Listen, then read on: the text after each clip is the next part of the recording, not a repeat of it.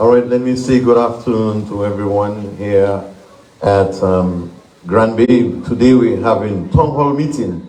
It's Cooperative Week 2022. Of course, as you know, if you've been following the radio, you would have recognized that we've had quite a bit of activities starting from since Monday. And of course, Cooperative Week continues up until tomorrow. So you should stay tuned. Right about now, we're having a town hall meeting here in Granby, and we want to welcome you. Everyone who are here. But before we go any further, I'd like to apologize for one person who's not there, who is the chairman of the Granby Village Council. He's not present at this time. Senior corporate officer, Mr. Toussaint, to do Renrick Toussaint, to do a prayer for us. So let's all please stand.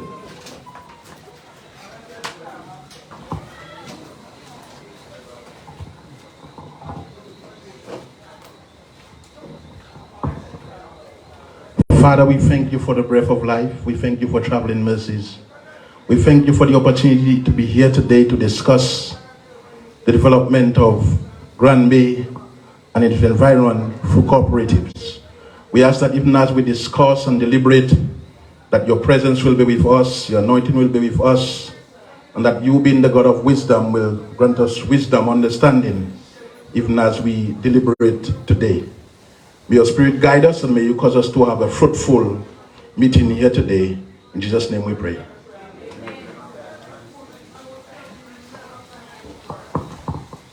Thank you very much. Please be seated. At this time, let me just recognize who we have with us here. Dr. Vince Henderson.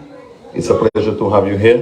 Let me also recognize the Permanent Secretary, Ministry of Sports, Culture and Community Development, Mr. Lucien Blackmore, who's there with us.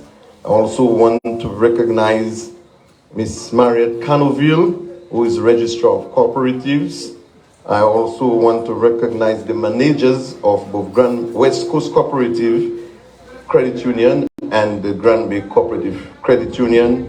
I want to recognize Mrs. Cindy Alexander, who's a teacher in charge of the PCSS Junior Cooperative. I also want to recognize Mr. Norman Alexander, who is the president of the Granby Farmers Food Producers Cooperative here with us today. I also recognize a past chairman, community activist, Mr. Willie Fevry, who's also there with us. I just want to recognize him in the crowd. I want to recognize, of course, Emo News, who's there with us doing this live broadcast and showing that everyone out of Granby and in Granby gets to know what is going on here. I want to recognize all the members of the different cooperatives and the members of cooperatives who are here with us this afternoon. Ladies and gentlemen, good afternoon. As a young boy growing up, I've always known that cooperatives play a very significant role in the development of Granby. And I'm so pleased to know that this town hall meeting is taking place here in Granby. I can remember as far back as Kudme from the village council days, from Scout days when we used to do Boba job, all of those efforts were kind of a type of cooperative voluntary service that we did to ensure that the development of our community was our number one priority. And if you look now, you will see that the cooperative society is still functioning on the basis and backs of voluntarism. And so therefore, to all those both here in Granby and across Dominica and even worldwide who are volunteering the service to ensure the success of the movement of the cooperative division and the cooperative societies, that your efforts are indeed recognized during this week. We want to say to you, thank you in a big and bold way. Ladies and gentlemen, to welcome you here today, as the chairman of the Granby Village Council is not here with us, we welcome Mr. John Baptist John, who is the vice president of the Farmers Food Producers Cooperative, the Granby Farmers Food Cooperative. Let's put our hands together and welcome John Baptist John. Thank you, Mr. Packett. Good evening, everyone. Ladies and gentlemen, on behalf of Granby Farmers Food Producers Cooperatives and the Cooperative Division, it is an honor and privilege to welcome the parliamentary representative, the Honorable Dr. Vince Henderson, the permanent secretary in the Ministry of Sports, Culture, Community Development, Mr. Lucien Blackmore. Marietta Canoville, Registrar of the Cooperative of Cooperatives. Manager of the West Coast Cooperative, Mr. Cindy Henry, teacher in charge of the Fairchild Secondary School Junior Cooperative.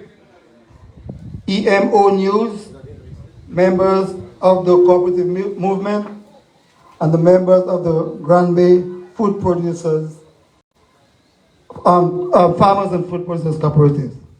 It gives me great pleasure and honor and privilege to welcome everyone to this observance and celebration of this year's International Day of Cooperatives. Thank you very much. Thank you very much. Thank you very much, John Baptist John, welcoming you here to Granby for Cooperative Weeks. Of course, this is our town hall meeting. We expect to have presentations and discussions as we proceed. Ladies and gentlemen, let me just call forward to give a brief remark the Permanent Secretary of Ministry of Sports, Culture and Community Development. He is none other but Mr. Lucien Blackmore. Let's please give him a round of applause as we welcome him to the podium.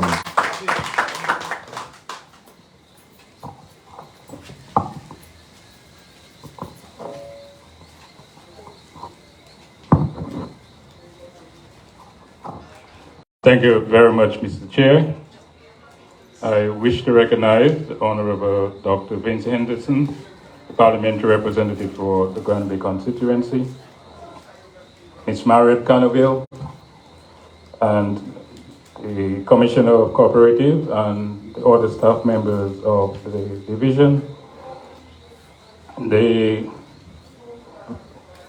executive members of the Granby Village Council, the executive of the various cooperative movements present here today,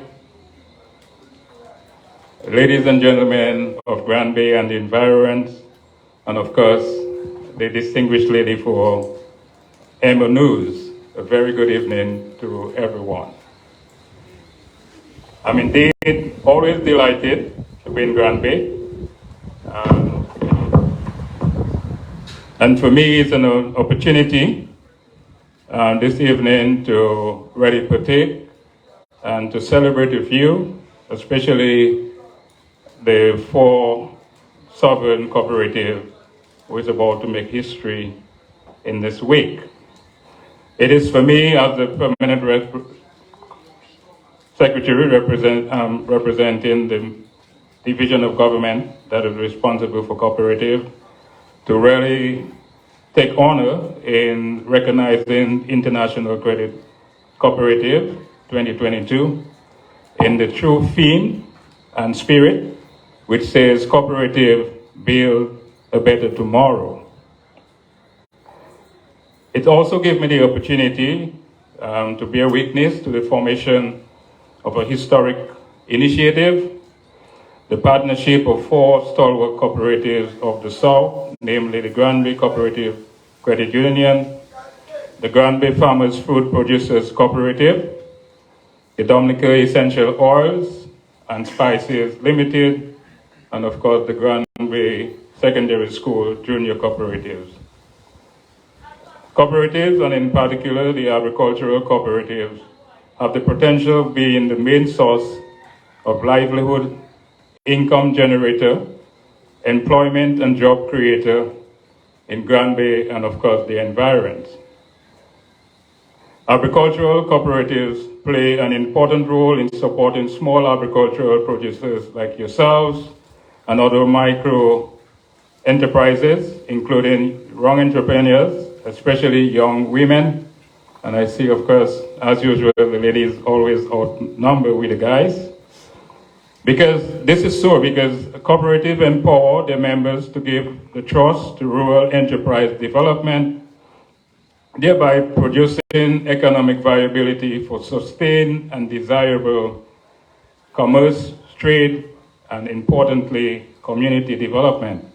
And I stress community development for 2 obvious reasons. One, I heard Mr. Packett said that Granby is known for the Kootenai spirit since historical time, and the role it has played in contributing to better community development. And of course, realize the cooperative division is resident within the ministry responsible for culture, sports, and importantly, community development. So we at the ministry recognize cooperative as a key driver for community development. And this is so because you realize in the cooperatives, you're dealing with real homegrown and grassroots development, which creates the economic and social capital that is so necessary to create that bedrock within the community to give tangible support for climate resilient, to our climate resilient goal. And I say that because you've heard a number of occasions that we have mentioned if we are to become a resilient nation, we need to start from the core. We need to start from the base. We need to start from the bottom. And by so doing, we need to start at the household level. We have to start at the family level. And as you realize, you have 4 of the solid movements that I mentioned a while ago, all of them within the environment. They're homegrown, they're local. And by so doing, what you would expect, a number of the persons involved in this cooperative, they reside at home. So by you realizing a better movement, you're in fact contributing to better prosperity at the family level. So if the family is strong, the neighborhood will find everybody in the Kuwait will be strong. The extended community will be strong. The region, the district, and of course the overall country and nation will be strong. So it has to start from the base. So let us not underestimate what is happening now, because by you coming together, by you merging your capability, your capacity, you're in fact doing what we like to use in fancy language, creating economies of scale. And let us not underestimate that. By you creating that economy of scale, you're now giving yourself buying power. Let us put it that way. We can keep it simple. If you're a hotel owner, you could go into any supermarket and you can demand to the supermarket owner, well, you're selling this thing on the shelf for $1 a pound of rice. But listen, I can buy 20 bags of rice from you, but you have to give it to me at 95 cents. You will be a stupid business person not to realize that makes sense. So this is the kind of strength you're giving yourself. You're now giving yourself negotiating power. And let us not underestimate the fancy thing we're hearing all the time, there's strength in numbers. So while you remain on your own, you don't have no kind of impact. But by you coming together, first of all, you're bringing all the bright minds together. One bright person on his own can't do it, you know. But if you bring 2 bright fellows together and they start bouncing up ideas, then things will begin to synergize and make sense. So in terms of the human capital, you're also giving that yourself that advantage.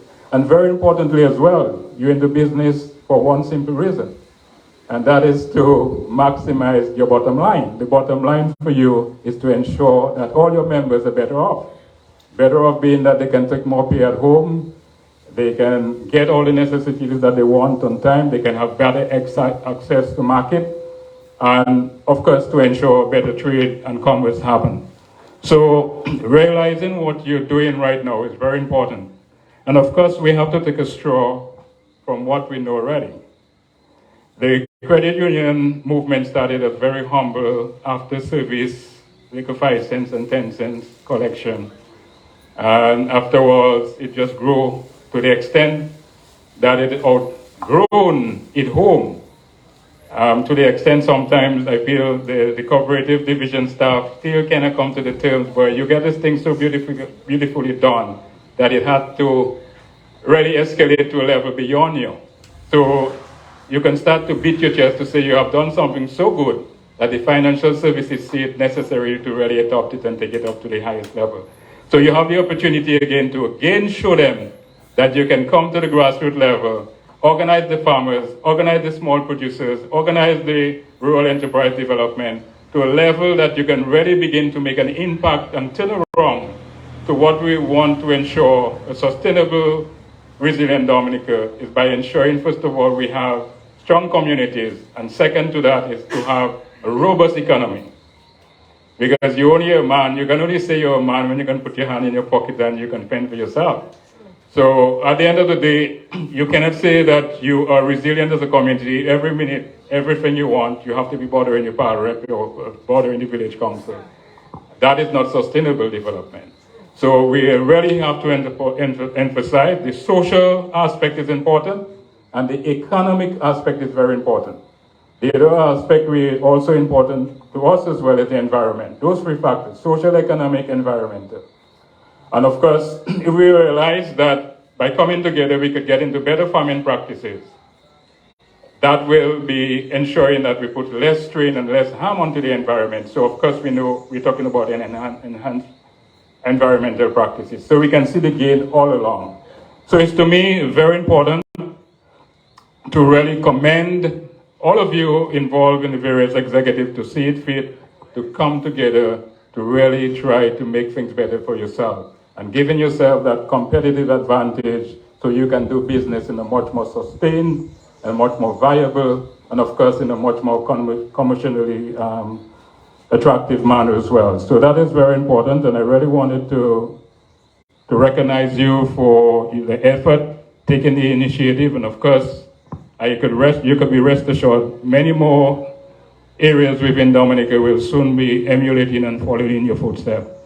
Again, I want to just emphasize how important cooperatives are to small agricultural producers and opportunities given to wider services to include, as I mentioned earlier on, access to market, access to complete, accurate, and more complete information, communication technology, credit, facilities, and of course, training. To go quickly, through the support of small producers, we can secure livelihood and play a greater role in meeting the growing demand for food, both on the local and regional markets, and thus contributing to poverty reduction and of course, giving us greater food security. I also want to emphasize how important it is for the cooperative movement. We have to come together, we have to have values, we have to have certain moral status and standards. So by we coming together, we can also ensure there's an emphasis on self-sufficiency, self-responsibility, democracy, equality, and especially equality to the marginalized among ourselves, single-headed households, especially by women, and to ensure there is greater solidarity. And by so doing, it can add to our ethical values by ensuring there is honesty, openness, social responsibility, and of course, the golden rule, each one caring for each other. So by re-practicing the norms and values of cooperativism, we also really practicing the grassroots movement that we know is the Kudme spirit, by we putting our resources together to make life better for ourselves. So I really want to commend you for taking that initiative to really come together to ensure that you give yourself a better position in terms of ensuring you're enhancing your gains, your benefits, and of course the impact that you're doing to include the improvement of members' bottom line. I want to also extend to everyone a very happy Cooperative Day on Saturday, which is July 2nd, which will signify the beginning of new things for you members of those cooperatives beginning to look at greater collaboration. So I want to urge you to really continue doing the good works, keep up the spirit, and keep up the value and values, the value and the wisdom that cooperatives have taught us to really come together for the betterment of ourselves and each other. Thank you very much.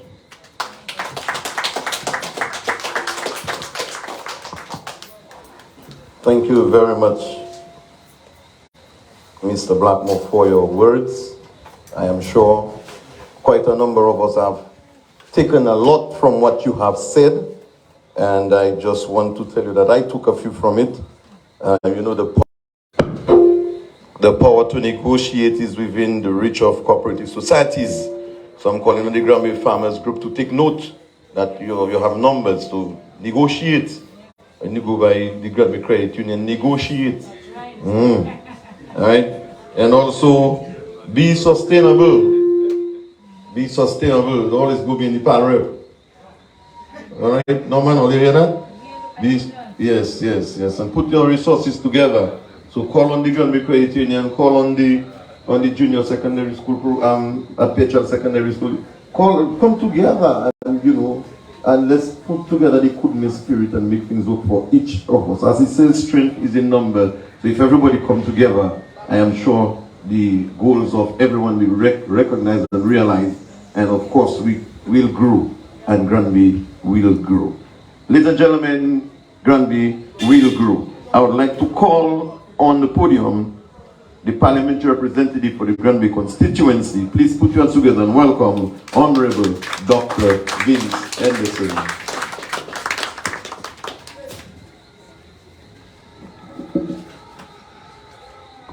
Thank you very much, Mr. Julian Packard, a real community man, always prepared to serve, always at the service of his community. I want to recognize the presence of Permanent Secretary, Mr. Lucian Blackmore, Mr. John Baptist, and of course the distinguished staff of the Ministry of Community Development, Cooperatives, Local Government, and I see our friend here all the way from the West Coast Credit Union. I have to recognize Mr. Robinson Erickson. It's good to see you here. And of course, the manager of the Granby Credit Union, Mrs. Packard. We're very happy to have you here. The PHL Secondary Junior Cooperatives, a pleasant good afternoon to you and all our distinguished members of the community, Mr. Favre, and all of you who have come to be part of this town hall this evening. For me, it's a great pleasure to be here because when you consider the role that cooperatives have played in our development, it is something that we need to maintain, but also we need to develop. We need to modernize it. Because every time I hear about cooperative, the spirit that I get, or what comes to mind, is 1, interdependence, 2, independence, and 3, self-reliance. And I would just simply explain what I understand those things to mean. Interdependence, meaning that we are all in a community, we depend on one another. So we are connected. And no matter how you try to avoid it, you're in a community, what happens to one person in that community affects you. If somebody's child is not going to school, they're not learning, that is your problem. Because it means that is one less productive member of your community. That is one person that may be likely to disturb your peace. And therefore, it is in your interest. It is your interest to see your neighbor's children do well, but it's also in your interest to ensure that the farmers are doing well, the fishermen are doing well, and all of us are moving along as a community. So cooperatives allow us the opportunity to be interdependent, that we can rely on one another, and because of that strength in numbers, we can grow. And the evidence is here with the Granby Cooperative Credit Union. That has become an institution, not only in this community, but in the South and in Dominica. That is your creation.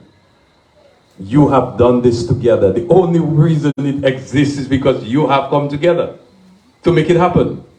And you've forgotten everything, whether it's church, whether it's politics, whatever would normally keep people away. You have put that apart and you have built an institution. You have built an institution, sorry, and do not underestimate the power of that interdependence that you've created. And out of that, it has given you a sense of independence. So you don't even need a commercial bank to do a number of things that you would like to do. So you have created, not just individually, but for the community, you have created a sense of independence. And that is very, very important. And then there is the whole notion of self-reliance. And when I think of self-reliance, what I think about is how we have progressed from Kudme to cooperatives. And I think that is something we need to go back to. We need to pause. As we celebrate in the Cooperative Week and the year, we need to pause and reflect on Kudme and cooperatives. Because it is the spirit of working as a community that can build communities. Don't fool yourself. It is not all the big material development, not all the nice fancy houses and everybody driving their car. That is not what develop communities. What develop communities is people moving together as a unit, as an entity.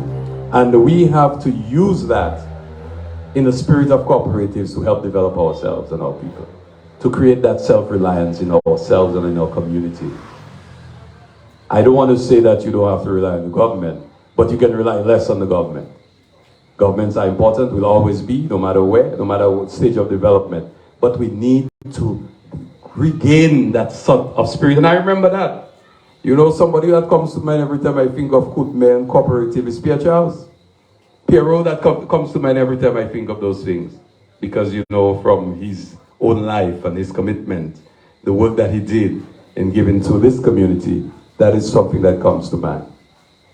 But I also want to speak briefly to the value that you can have, and I'm speaking especially to my friend Norman and his cooperative. I can't wait to see you really develop into a full-fledged, entity where you start making money, man, Norman. I want to see you making money so your farmers can start earning a good living from your cooperative. But really and truly, what I think this is done, and I want to commend you for that. I want to commend you for putting that group together, the cooperative, together, and the members who serve in the cooperative.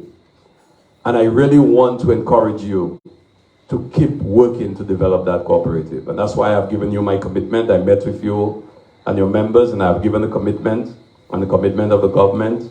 We are working closely with the Ministry of Agriculture that you become one of the productive alliances in Dominica to specialize and focus on some crops so that you can become the center of production for that crop in Dominica. And then you can move from production to processing and to marketing.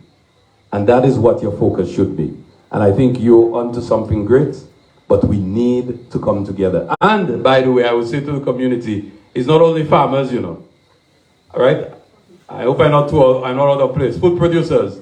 And even if you're not producing food now, so we can still be part of it. Okay, so I'm hoping I can be part of it. But I just want to say this to you, because when I met with them and in the discussions we've had and my own, at least, vision for seeing the development of agriculture, it makes it easier, and I like what the PS said, it gives you bargaining power. When we come together as a cooperative, so not just as a loose gathering, but people who are organized under the umbrella of a cooperative, it allows us to produce so that we can recognize reliability of supply. And that is one of the things that I hope you will really focus on. Because instead of one farmer having, 10 pounds, and another farmer next week may have some, but the week after they don't have, rather than someone coming to buy from one farmer, they buy from the cooperative. And they know they can always get their 10 bags from the cooperative. Because today, it may be Norman's own, but it could be somebody else's. In essence, it could be yours. So when they come, they know that the thing is there. They don't have to go walking around and today you have, tomorrow you don't have. That is what has created problems for us in agriculture. The reliability of supply. But if you truly organize as a cooperative and your focus is to have produce, and I will urge you as well, you might have to even buy produce outside of Grand Bay. Because when I brought a good business to you, I'm not sure if you have taken advantage of it. And I urge you that even if you're not producing what they need in Grand Bay, go and buy it somewhere else and sell it to them at a profit. Even if it's a small markup you make, but you're creating a market, a consistent market. And that is what I think the cooperatives need to focus on. And I'm hoping that this budget, when we get to the other side of it, we will see more activities taking place with what is called the productive alliances in the Ministry of Agriculture. But I would hope that they will encourage their farmers and producers to form cooperatives, so that when these alliances are formed, they will have the continuous reliability of supply and of good quality stuff. So I really think this is an excellent time for us to pause and think of the role that cooperatives can play in our communities and our country. We should not limit it to food production and agriculture. What about fisheries? You know, we need to see how we can maximize. We have been talking to the Japanese about constructing a facility at Stowe. The deceased PAL rep worked with Dr. Darrow on that, and then Dr. Darrow and I have been working with Brother Japanese Ambassador to Stowe the other day. We went to Trinidad to speak with them. We're hoping that they will respond favorably. But we need to have our cooperative that is active, ready, organized, so that they can take the responsibility of the operation of a facility whenever it is set up. Similarly, if we want to talk about other things, value added, we need to get a cooperative to do these things. And sometimes I know the tendency to be on our own because we think we can make more money. Yeah, you might be able to, but you might be able to go further if you come together. And nothing prevents you from making money if you're a cooperative. That's the whole idea. So I am very happy to be part of this discussion here this evening. And I really hope that we can utilize the strength in numbers, pool our resources, because, you know, it's nothing better than having, you know, a room full of people who all have ideas, compared to you alone being there and trying to fight it through. And that is what cooperatives do for us, you know. They pool the resources, not only financial, but a lot of brain power. Bring people with different ideas, people with different skills. You might be good at one thing, somebody might be good at something else. So it brings those different skills together so that it can help us. And finally, it also allows us to get assistance in a more organized way. It is easier for the PAL rep to help a group of 20 people than to help 20 people individually. For two reasons. One, there may not be enough money to go around. So that is one. But two, it becomes a little more burdensome to have to try to satisfy everybody's requests, especially when you know that they can benefit if they come together. So obviously I'm not talking about two different things, but if you're in agriculture, why not assist you as you got the other day from, well, was it from UNDP or from the UNDP program? You got a tiller, you can use it and you can pass it around. Everybody can benefit from it. But if one person has it, that's the person's thing. But the cooperative has it now, it can move around and it can be utilized. If you get a facility where you can clean your produce, you have a pack house, that is the facility of the community, of the cooperative. If you have inputs, you get inputs. Again, you can determine how you distribute and to make sure everybody gets their fair share. But you need to do those things. But for it to work, we must all be willing to work as a team, as a group, as a cooperative. And we cannot be driven by personal interest and selfishness. We must be fair, we must be honest, there must always be accountability, and we need to be very transparent in our behavior. In other words, two of us alone cannot be doing all the business and nobody else knows what's going on. So if the PAL gives something to you, it's not for you, you have to tell everybody that. Now, I don't want to go around telling everybody that. It is your responsibility to let the members know exactly what is going on, so that people can have confidence in the process. Anytime you lose confidence, the thing falls apart. It mash up. The only reason you keep putting your money in the Granby credit union is because you have confidence in it. You know your money, nobody will hide in your money and not telling you what happens. Every year you have AGM, the books are there. You have an auditor. So these are practices that we need also to bring to all sorts of cooperatives. The auditor statement is there. Everybody sees it, so everybody knows what's going on. And that is when people feel motivated, hiding it, and people don't know what's going on. And so these are some cooperatives. So tonight I want to urge members to see the importance of interdependence as a community, working together in groups, in cooperatives in this case, as we have in the Grand Bay Cooperative Credit Union, and to help to build within our community a level of independence and to become, at the end of the day, more self-reliant. So I want to thank the organizers, the cooperative movement, and all the people in the ministry. PS, thank you for your kind invitation. Thank the members of the cooperatives here in Grand Bay. I want to thank you for that opportunity to be part of the discussion this evening. And I wish you a happy Cooperative Week 2022.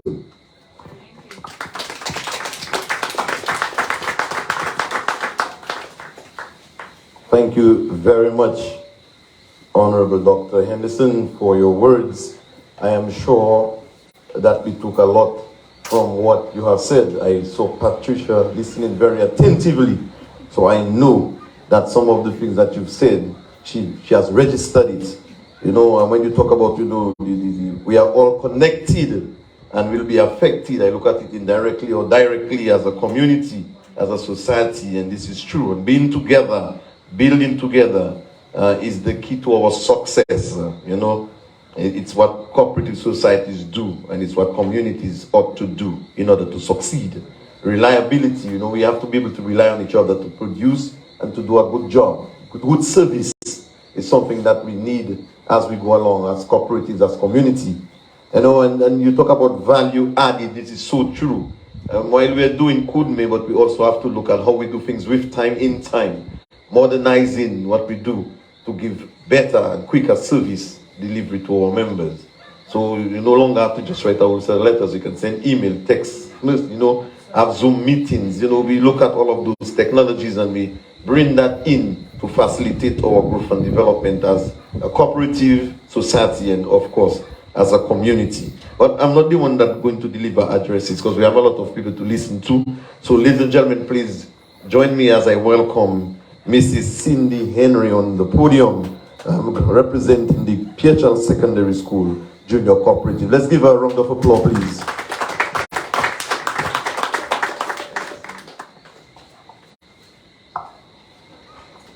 Okay, pleasant good night, good evening. The PS Ministry of Sports, Culture, Community Development, Mr. Blackmore, Parliamentary Representative, Honorable Vincent Henderson, the Grand Bay Farmers Food Producer Cooperative, the Dominica Essential Oil and Spices, Grand Bay Cooperative Credit Union. Good evening all. Those who came out to hear and participate with us, we say thank you very much. Good evening. I'm here to speak on PHL Secondary School Junior Cooperative, formerly known as the Grand Bay Cooperative. Okay, Grand Bay Secondary School Junior Cooperative had a mission to teach students of the cooperative, volunteerism, and saving. Being dormant for a few years, we revamped in September 2021. During that year, we had approximately 20 students trained in the bylaws of cooperative for the junior cooperative, and how to keep the financial records,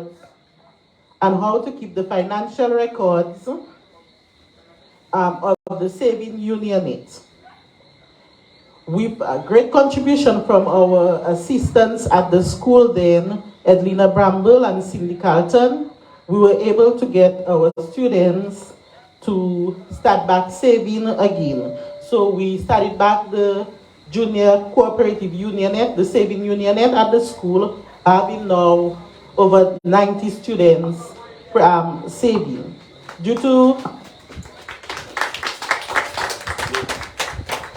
Due to COVID, while we were online, this obviously stopped for some time, but our students continue to save.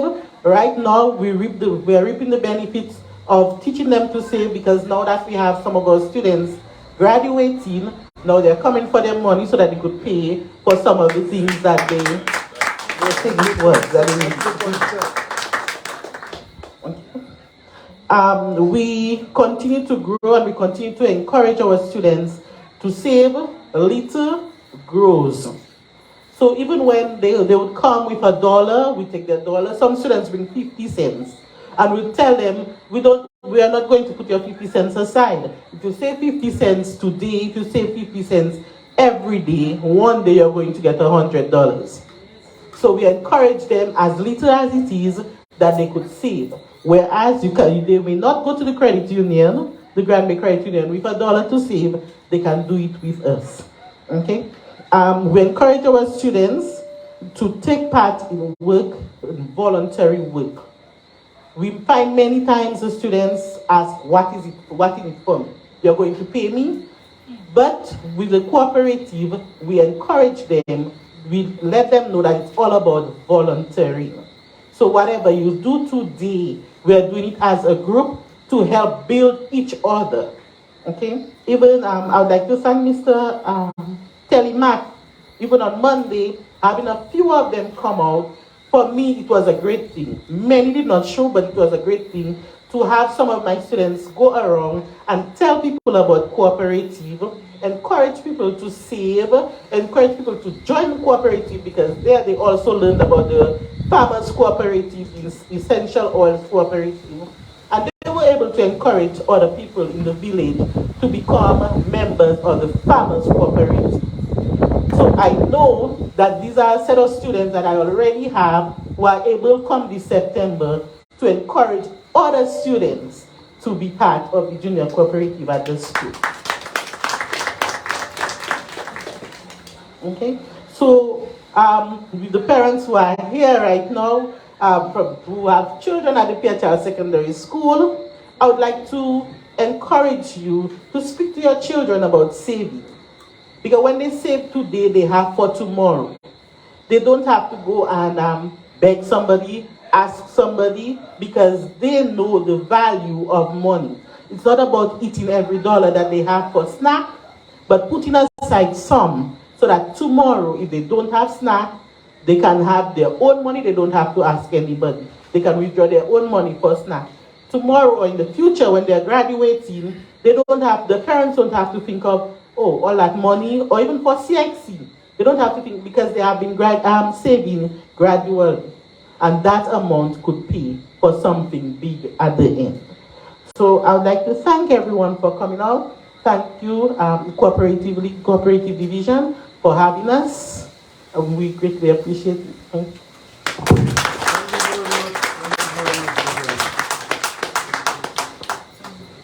Ladies and gentlemen, let's hear it again. Put your hands together for Mrs. Henry and the PHL Secondary School Junior Cooperative. This is what we're talking about, doing things together and achieving, not just only for your own personal growth, for the growth of the society itself. If you don't do that, what will have happened to the junior secondary school? They have to pay for exam, they have to pay for graduation. The money must come from somewhere. And as she rightly said, teaching the young people to put money aside for tomorrow is essential, and that is what they do. So let us give them a round of applause one more time to encourage them to continue doing so. We hear a lot about the Grand Bay Farmers Food Producers Cooperative. Great minds came together and put this organization together, this society. Ladies and gentlemen, we want to call on them to say a few words. So, Mr. Alexander, are you the one coming to report? Let's put our hands together for the president, Mr. Norman Alexander, to report on the cooperative. Good evening to everyone. Let me recognize the parliamentary representative, Dr. Henderson, the permanent secretary in the Ministry of Sport, Culture and Community Development, Mr. Lucien Blackmore, Ms. Canoville, Commissioner of Cooperatives, and her staff from the Cooperative Division, the other cooperative organizations present, to include the Granby Cooperative Credit Union, the Dominica Essential Oils and Spices, and the Junior Cooperative of the Pierre Charles Secondary School. Also, our members of the Granby Farmers Cooperative, media present, DBS and Emo News, and invited guests. Welcome and thanks for being present at this town hall meeting. As we said, I'm the president of the Granby Farmers and Food Producers Cooperative, and I'll be giving a brief, so to say, a report of where we are and what we have done so far and moving forward. In observation of Cooperative Week, the cooperative movement of Dominica is celebrating the observation of the 100th anniversary or 100th year of cooperative worldwide under the theme Cooperative Building a Better World. The Granby Farmers and Food Producers Cooperative is a little over a year, so they are basically 99 years older than us. Actually, we were inaugurated on the 24th of March 2021 with our vision to create a sustainable agricultural sector transformed to drive the socio-economic development of the communities in the southern region, whilst ensuring the economic well-being of its members. We can thus zoom in from the cooperative theme, Building a Better World, to the Granby Farmers and Food Producers Cooperative intends to build a better Granby. The Granby Farmers Food Producers Cooperative has a total number of approximately 55 registered members, with 25 female and 30 male. So you could see there is pretty close a gender balance within our organization. Presently, we have approximately 95% of our members are from the Granby catchment area. But moving forward, the Granby Farmers and Food Producers Cooperative intends to go on an awareness drive where all the communities within the south, that is from Bellevue, Petit Savan, Bagatelle, Pishley, and Tetmont, will be encouraged to be members of the Farmers Cooperative, which will result in, as I've said, building a better Granby.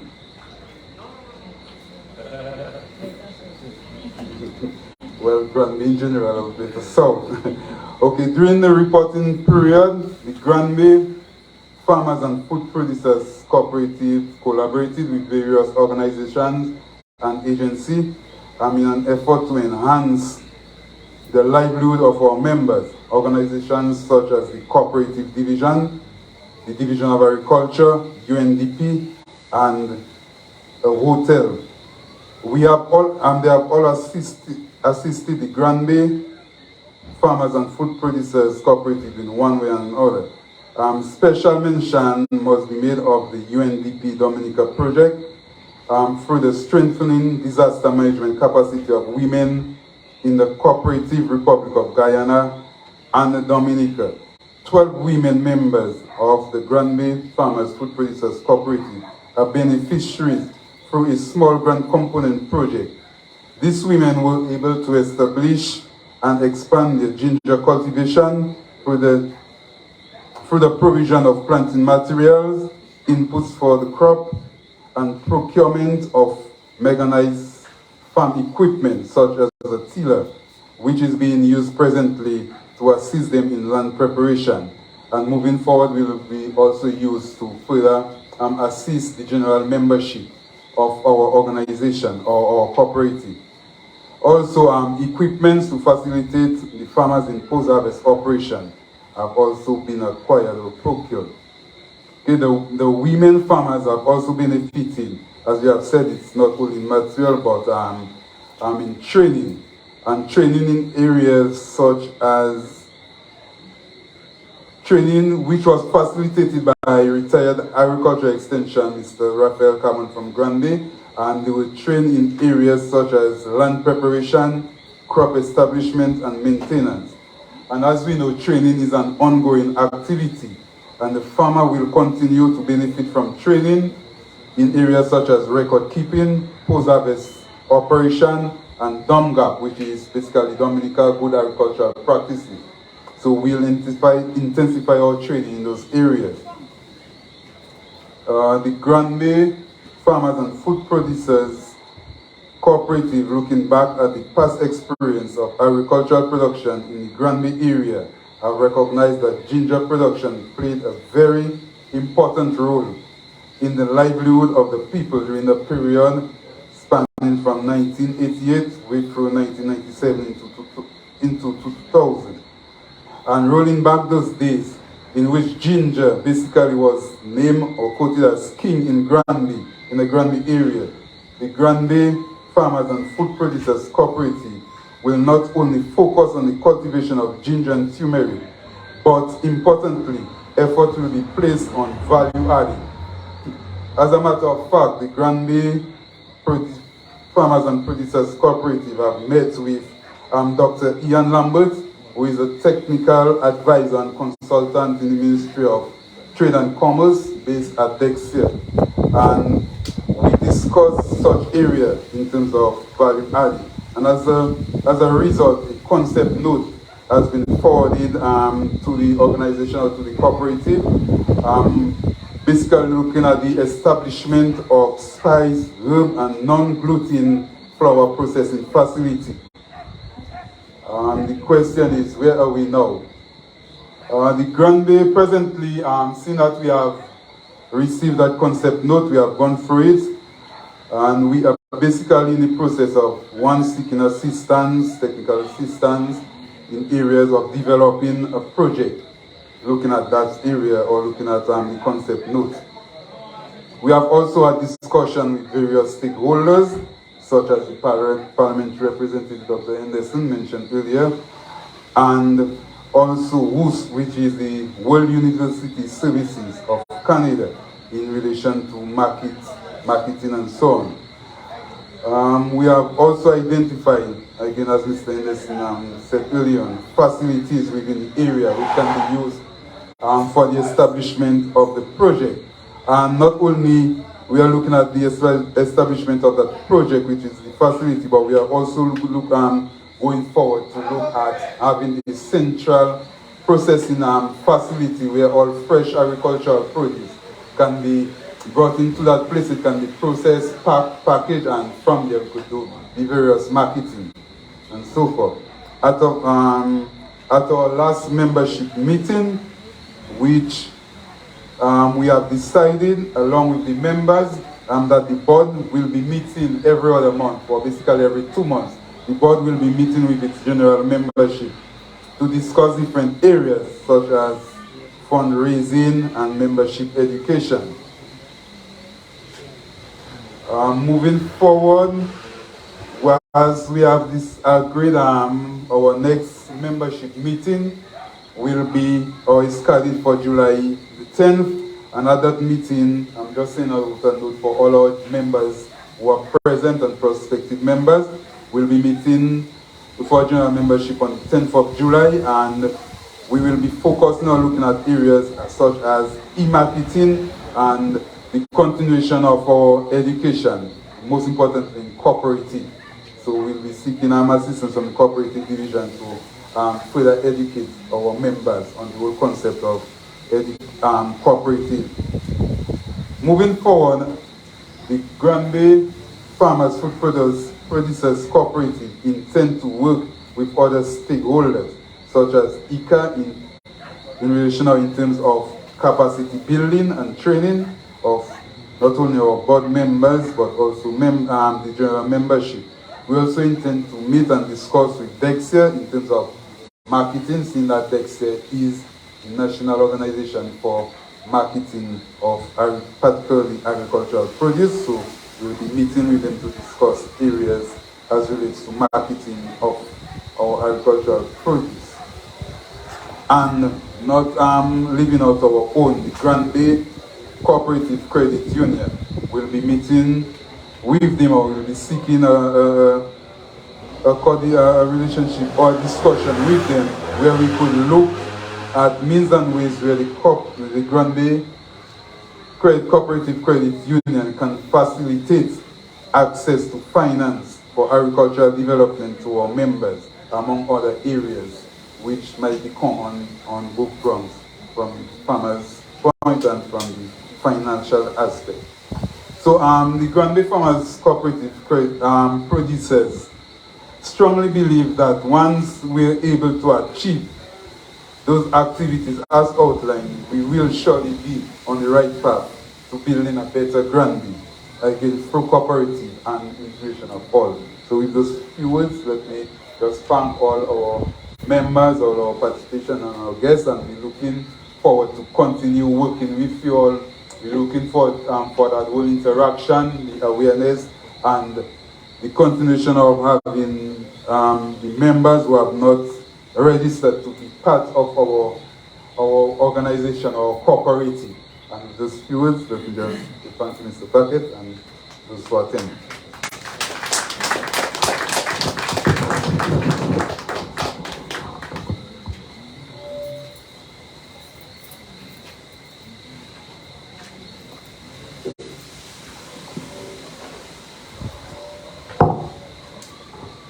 Thank you very much, Mr. Alexander.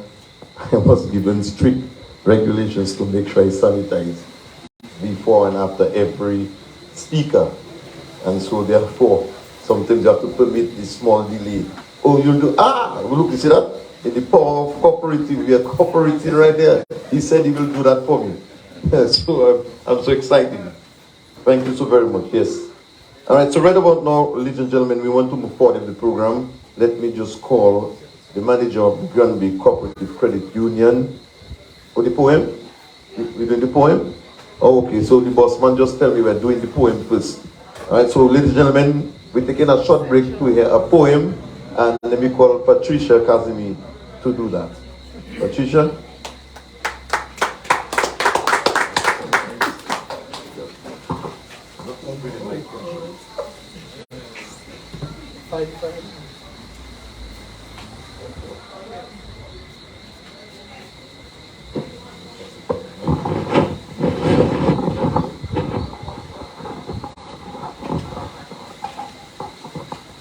Good evening, everyone.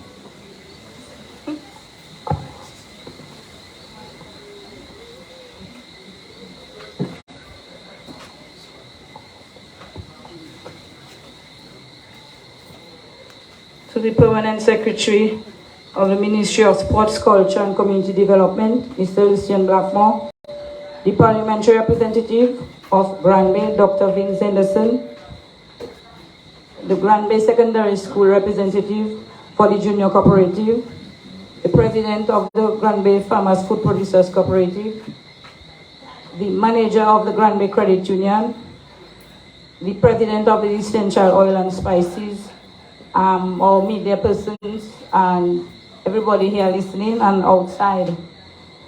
I just have a short poem. Unity is strength. Strength is power. With power, we bring independence to each other.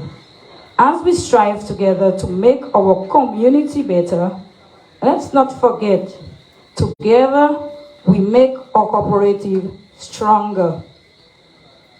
With the Kutme, June, Susu, and Sob. That's what our forefathers used to do, that cooperative that we are all enjoying now. Let's not forget how hard they toil and work with each other to develop cooperative. Thank you very much.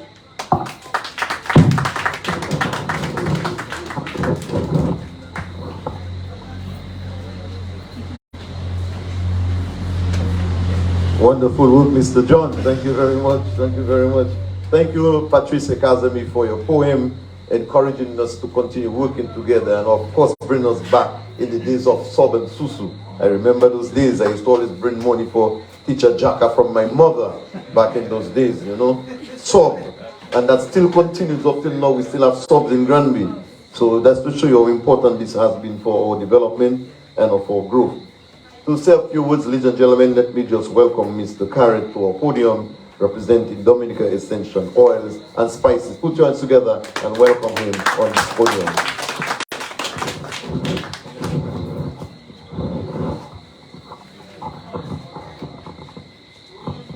Members of the head table,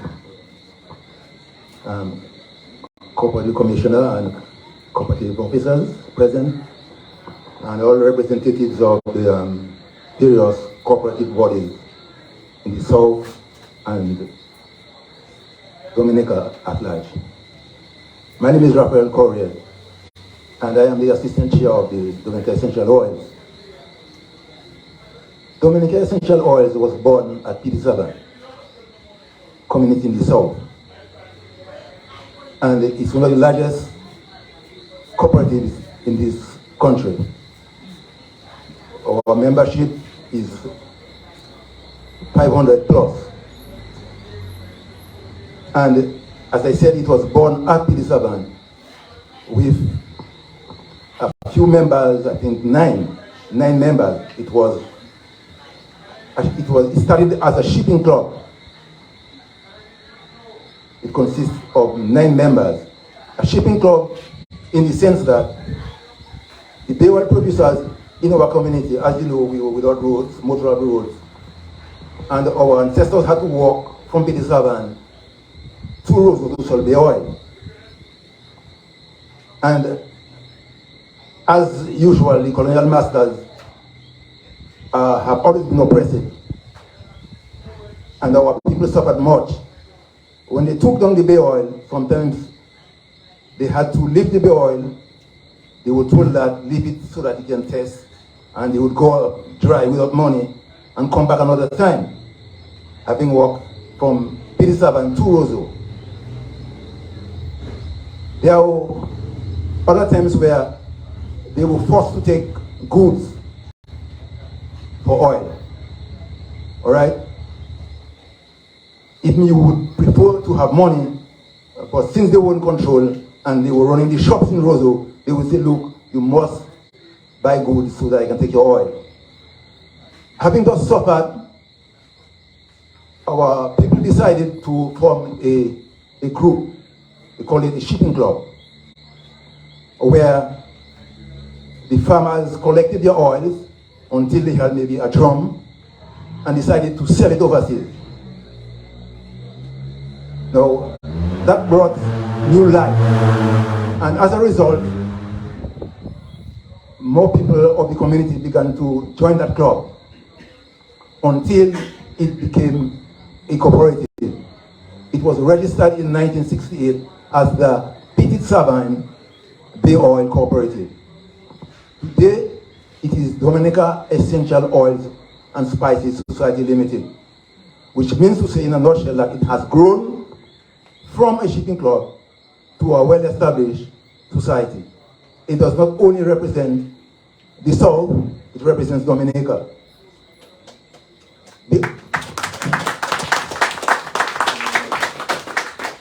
The other bay oil farmers, the other bay oil farming communities in this country realize the benefits or what the P7 people were benefiting. They too became members. And as a result, we had to open our wings and allow them, so that the society then was registered as Dominica Essential Oils and Spices Cooperative Society Limited. So we will no more operate under P7 Bay Oil Cooperative, but we operate as Dominica Essential Oils and Cooperative Society Limited. This shows you how we have spread our wings from a little village, a little remote village called P7, not even having proper motorable road to sell your produce, for a well-established cooperative.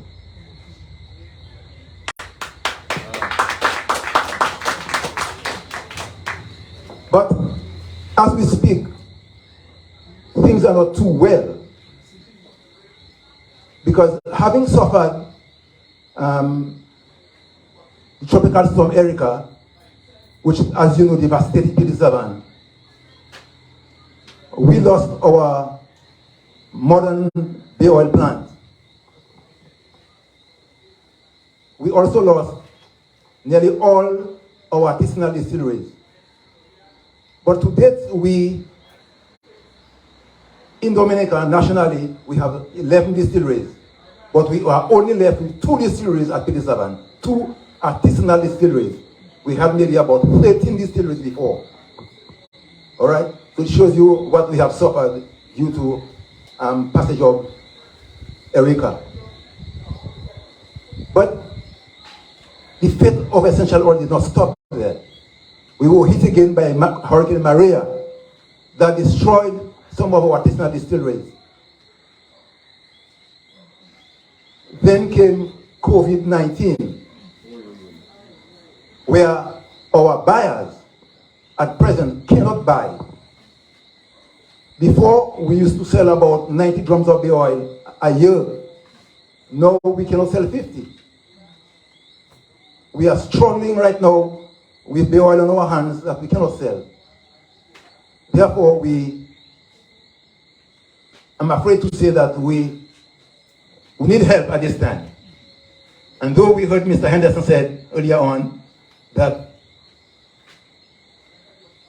it is prudent that we form cooperatives so that we can receive help from government, or it is easier that government helps a body than help several individual persons.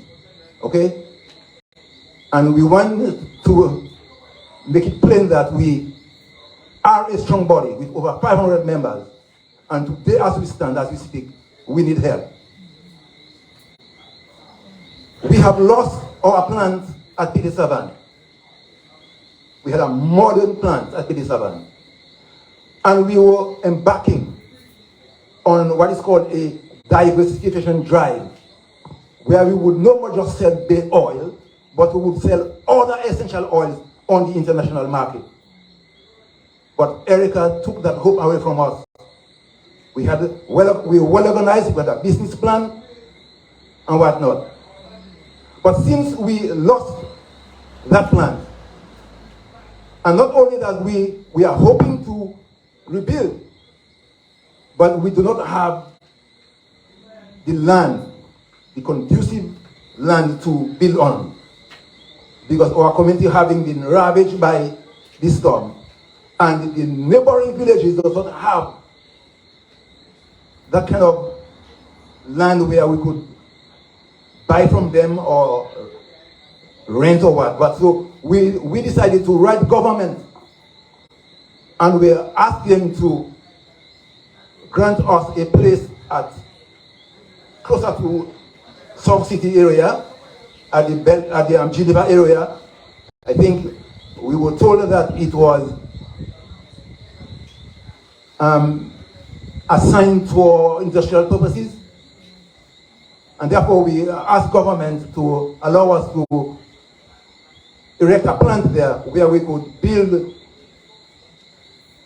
a modern type distillery, so that we could not only distill bay oil, but then we would venture into the production of other products. But we have not gotten the green light. We are still hoping that one day they will answer us. We are saying that we are a strong cooperative. We are representing over 500 members, and that we are hoping that our plight and our cry will reach the ears of our leaders one day.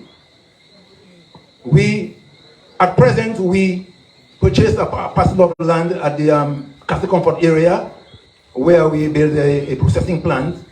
We are now doing our Birom, and we are hoping to do hand sanitizers and soaps and whatnot. So in a nutshell, this is our position and this is our situation.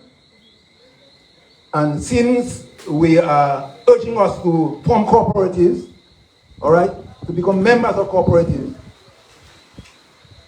the winds will not always be in our favor. There are times when nature sometimes rebels, and we suffer, we become victims. And essential oil is one of the victims of ravages by storm. Erika, Maria, and COVID-19. So we hope that along the line, and as we go forward, that we would receive help from the authorities, and that we want to encourage the other cooperatives to be strong, to hold strong, and let us be united, for united we will stand. And we hope that since we are hoping to come closer to you in South City, because as you know, we cannot operate in P7 any longer. So we hope that it will please the people in Granby that we, together as community members in the South, that we could operate even near you. Let it please you, and let it be part of your heart. Thank you very much.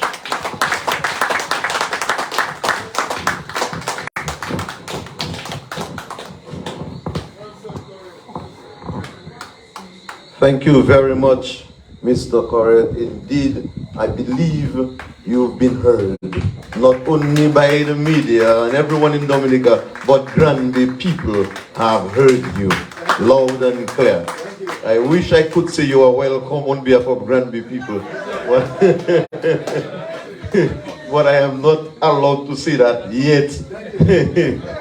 But you have been very eloquent, and we want to congratulate your Essential Oils Cooperative for the progress. I mean, coming from walking to sell oil, to coming together and putting your minds together and decide to collect the oil, and for the members having patience to wait so that you can sell the oil. That shows a level of commitment and resilience in the people who are from the cooperative. And I'm so happy that you guys are still there enjoying the whole movement of cooperative. I'm hoping that your prayers will be answered and that you will be closer to Granby. Right, Patricia and the others? Of course, yes. Ladies and gentlemen, we also want to welcome a brother to the Cooperative Society, to Granby on a whole. I want to welcome Mr. Erickson Robinson, who is the manager of West Coast Cooperative Credit Union, to say a few words. Mr. Erickson, let's put our hands together and welcome him to say a few words. You know you're not from Granby, but you are from Granby, so, you know.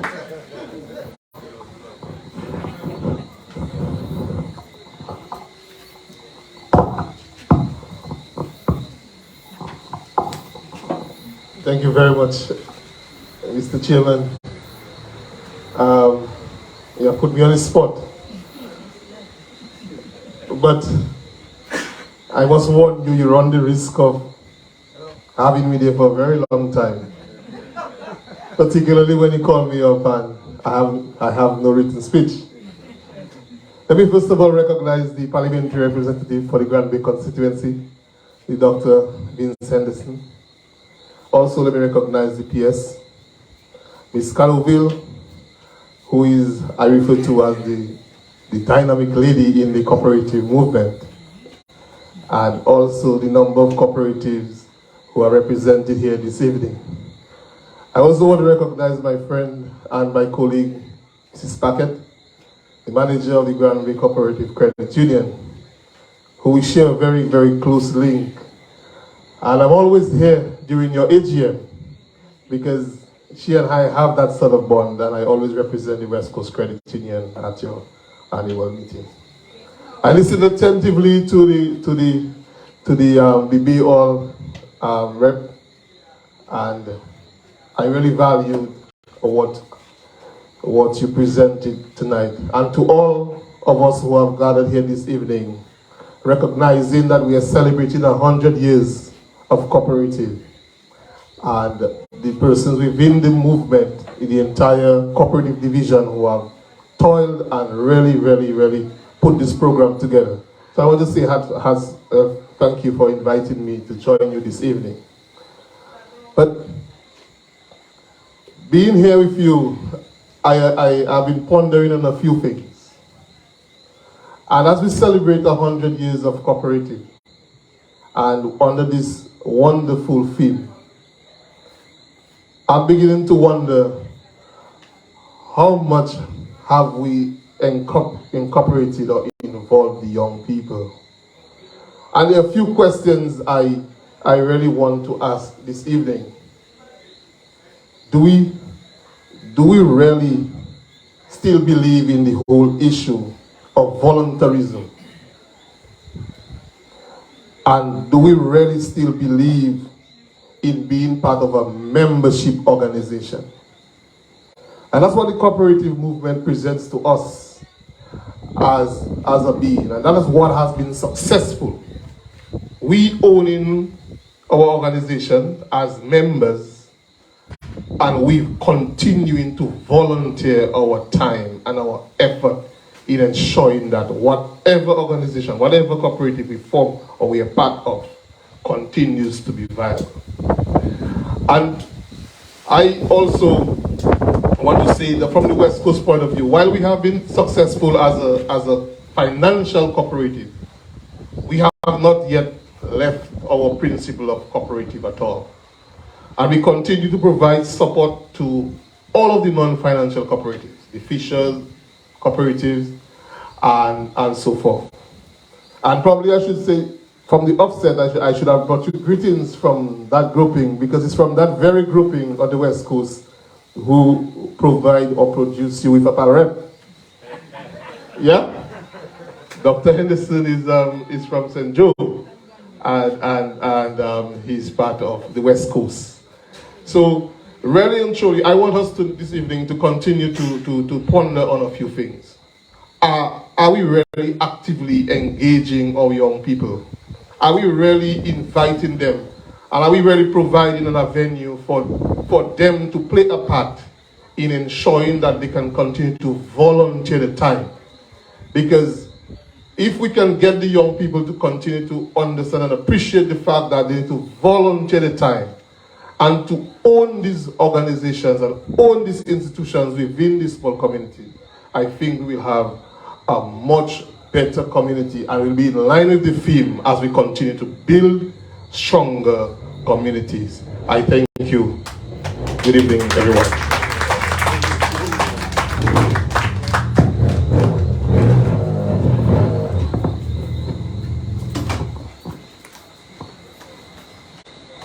Thank you very much, Mr. Robinson. There's a question that needs answering.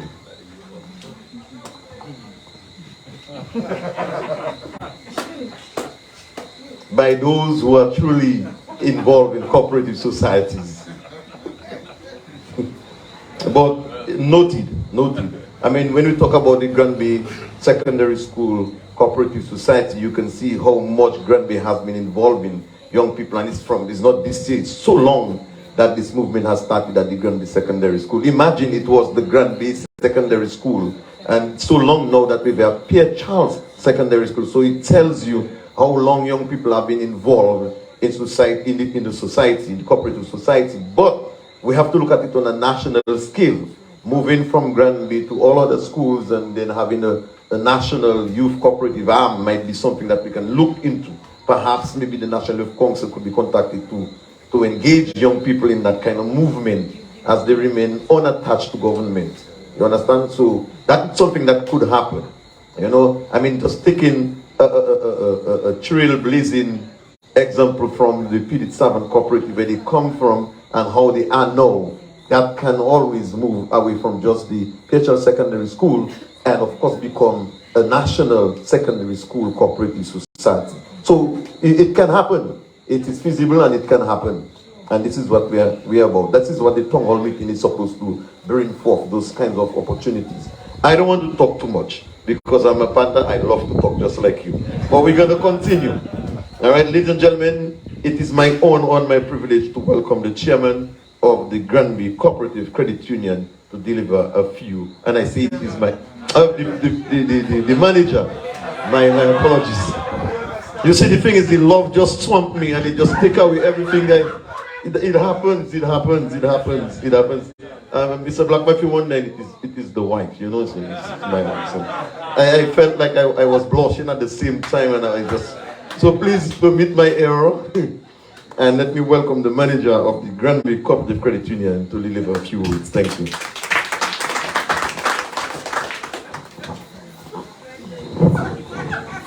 Good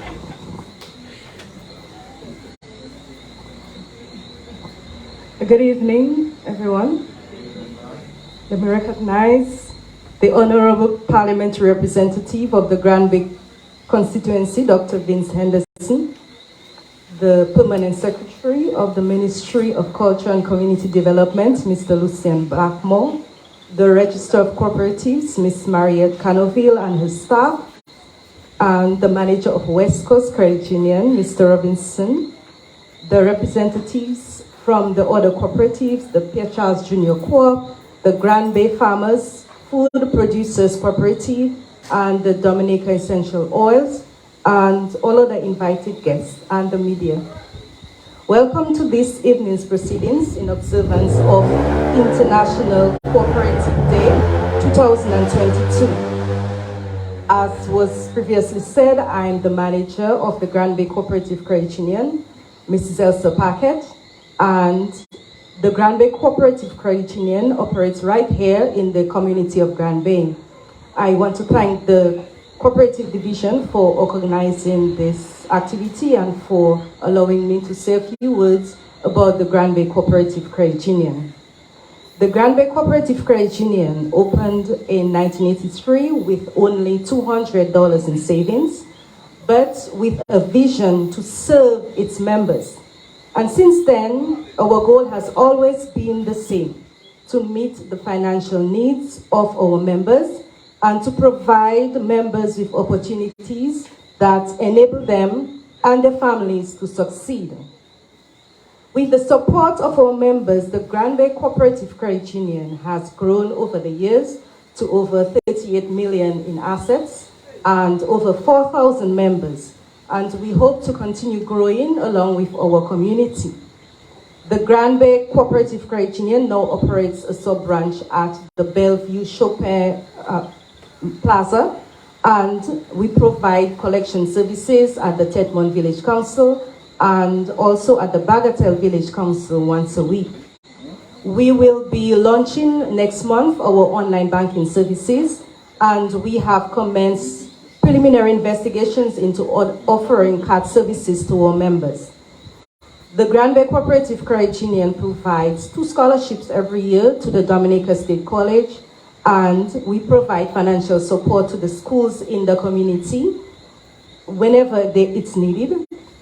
We also provide financial support to the village councils and other non-profit organizations in the community, especially during feast times of Carnival, Independence, Christmas, and in keeping with the chosen theme, Cooperatives Build a Better World, we are proud to say that for more than 150 years, credit unions worldwide have proudly collaborated to put people before profits and to provide access to affordable financial services for all members.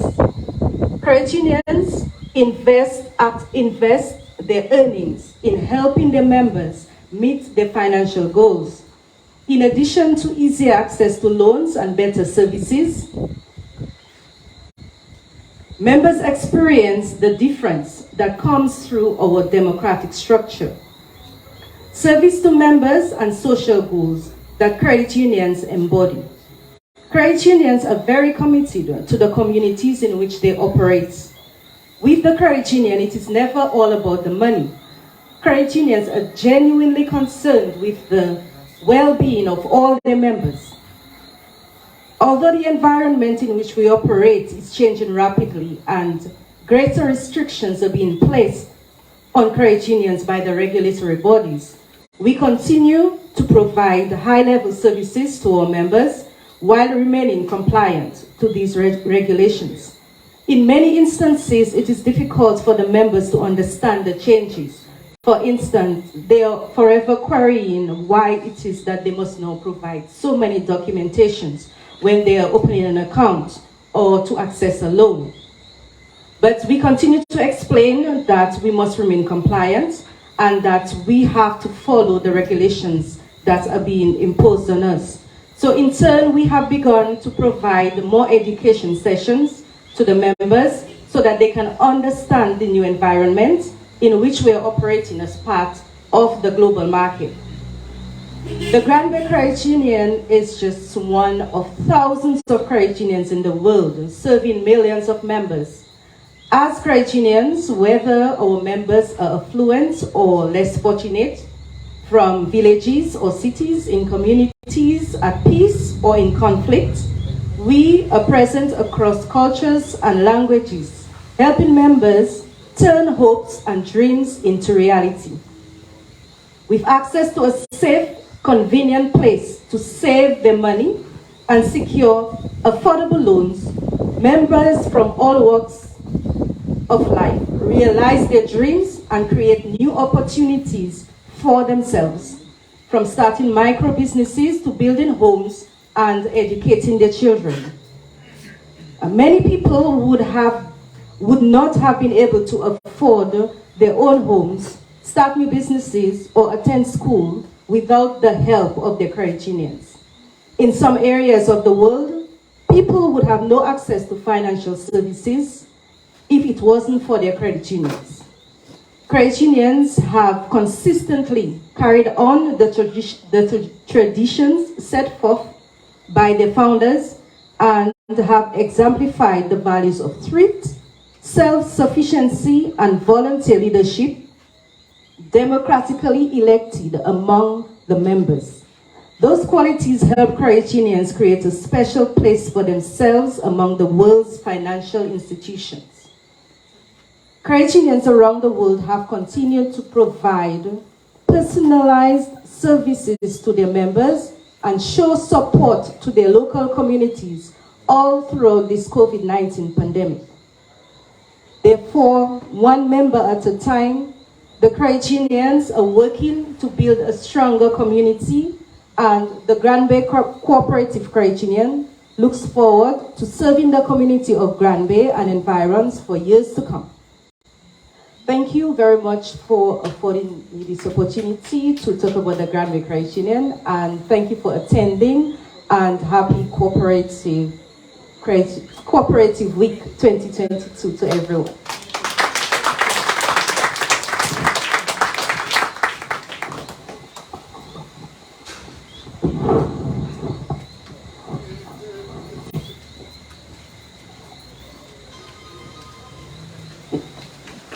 Thank you very much, Mrs. Packett, for enlightening us about credit unions, especially looking at it from a global perspective. We appreciate your words. Of course, I was told by the man in charge that we are going to have a cooperative song. Yes. And who is going to do that? None other but Mr. Renrick Tuesday. Let us put our hands together and listen to the cooperative song.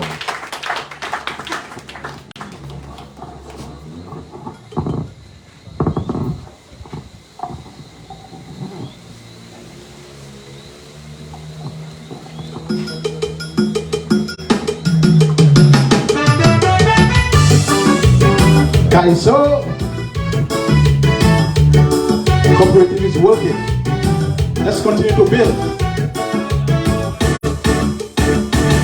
Cooperative development, focus on our people's achievement. Look at how we credit union grow. A seed that was planted so long ago. Bring foreign exchange in we country. Like we be all industry. People working hard in unity. A cooperative community we promoting. Yes, a cooperative community from the Caribbean. A cooperative community we promoting. A cooperative community. That's what we're gonna do. Promote it because it's working.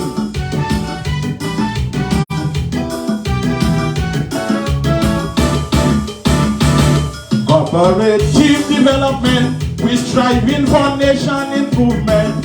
You working for me and I work for you. That's the way it has to be for true. All for each and each for all. That's the way to be sure that we will not fall. So everyone please answer the call. Cooperative has helped us all. Help help us all. Help us all, cooperative has helped us all. That's true, that is true. Cooperative has helped us all. Help us all, help us all. Cooperative has helped us all. Another member, one baby could join one now.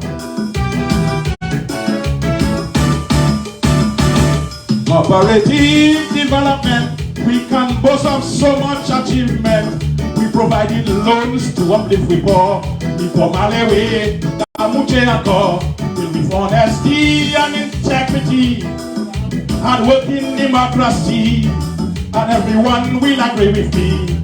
Cooperative help in this country, that is true, that is true. Cooperative help in this country, that is true.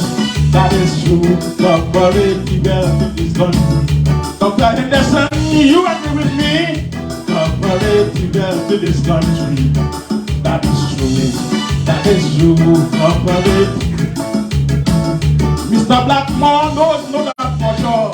Cooperative help in this country.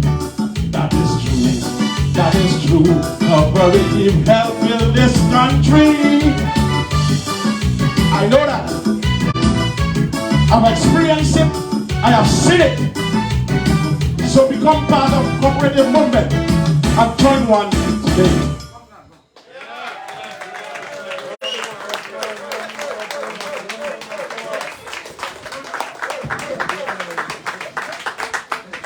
Yes, indeed. We are live here in South City. To say thank you so very much. You just make me feel alive, alive, alive. Are you feeling alive? That's it, man. That's the cooperative spirit, man. You telling me something? Ms. Canoville is coming to say a few words. Oh, so all right. Okay, so I read you now. All right, ladies and gentlemen, at this particular point, we are going to open the floor for the questions and discussions. You may have a few things that you want to say. And I know Tunki is organizing a second mic. So if in case you have any questions, we'll bring a mic down to you and you will ask your questions and then hopefully somebody can answer your question. Are we ready for that? You're looking like you want to ask questions. You have any comments to make? Yes. Oh, all right. I know Bandu will have something to say. That's my partner. All right. So we are organizing a second microphone that we can utilize. I don't know if Ms. Canoville, can you please come forward?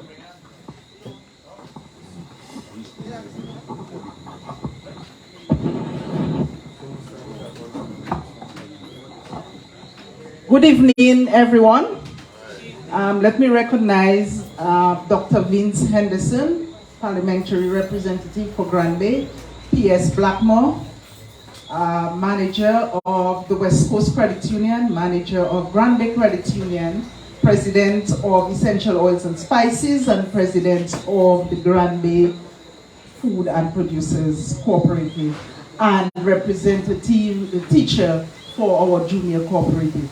So we are well represented here at this town hall meeting, you would agree? Yes. Good. Now, two things strike me. I feel the pain of Essential Oils and Spices from 1968, which means essential oil is actually my age. And it means that you have reached a peak, although you have faced so many disasters, natural disasters that have placed you in a predicament, but it means that you have reached the plateau, the peak. And it means that you have to start rethinking how business is done. And that is a conversation we have to continue to have, Essential Oils. How do we reorganize? How do we, or else you know where we're going. When you reach that peak, you start to slide. Okay? So we have to reorganize. In addition, two principles come in here. The concern for cooperatives and cooperation among cooperatives. That's what we must be speaking here tonight. Concern for community. Concern for community and cooperation among cooperatives.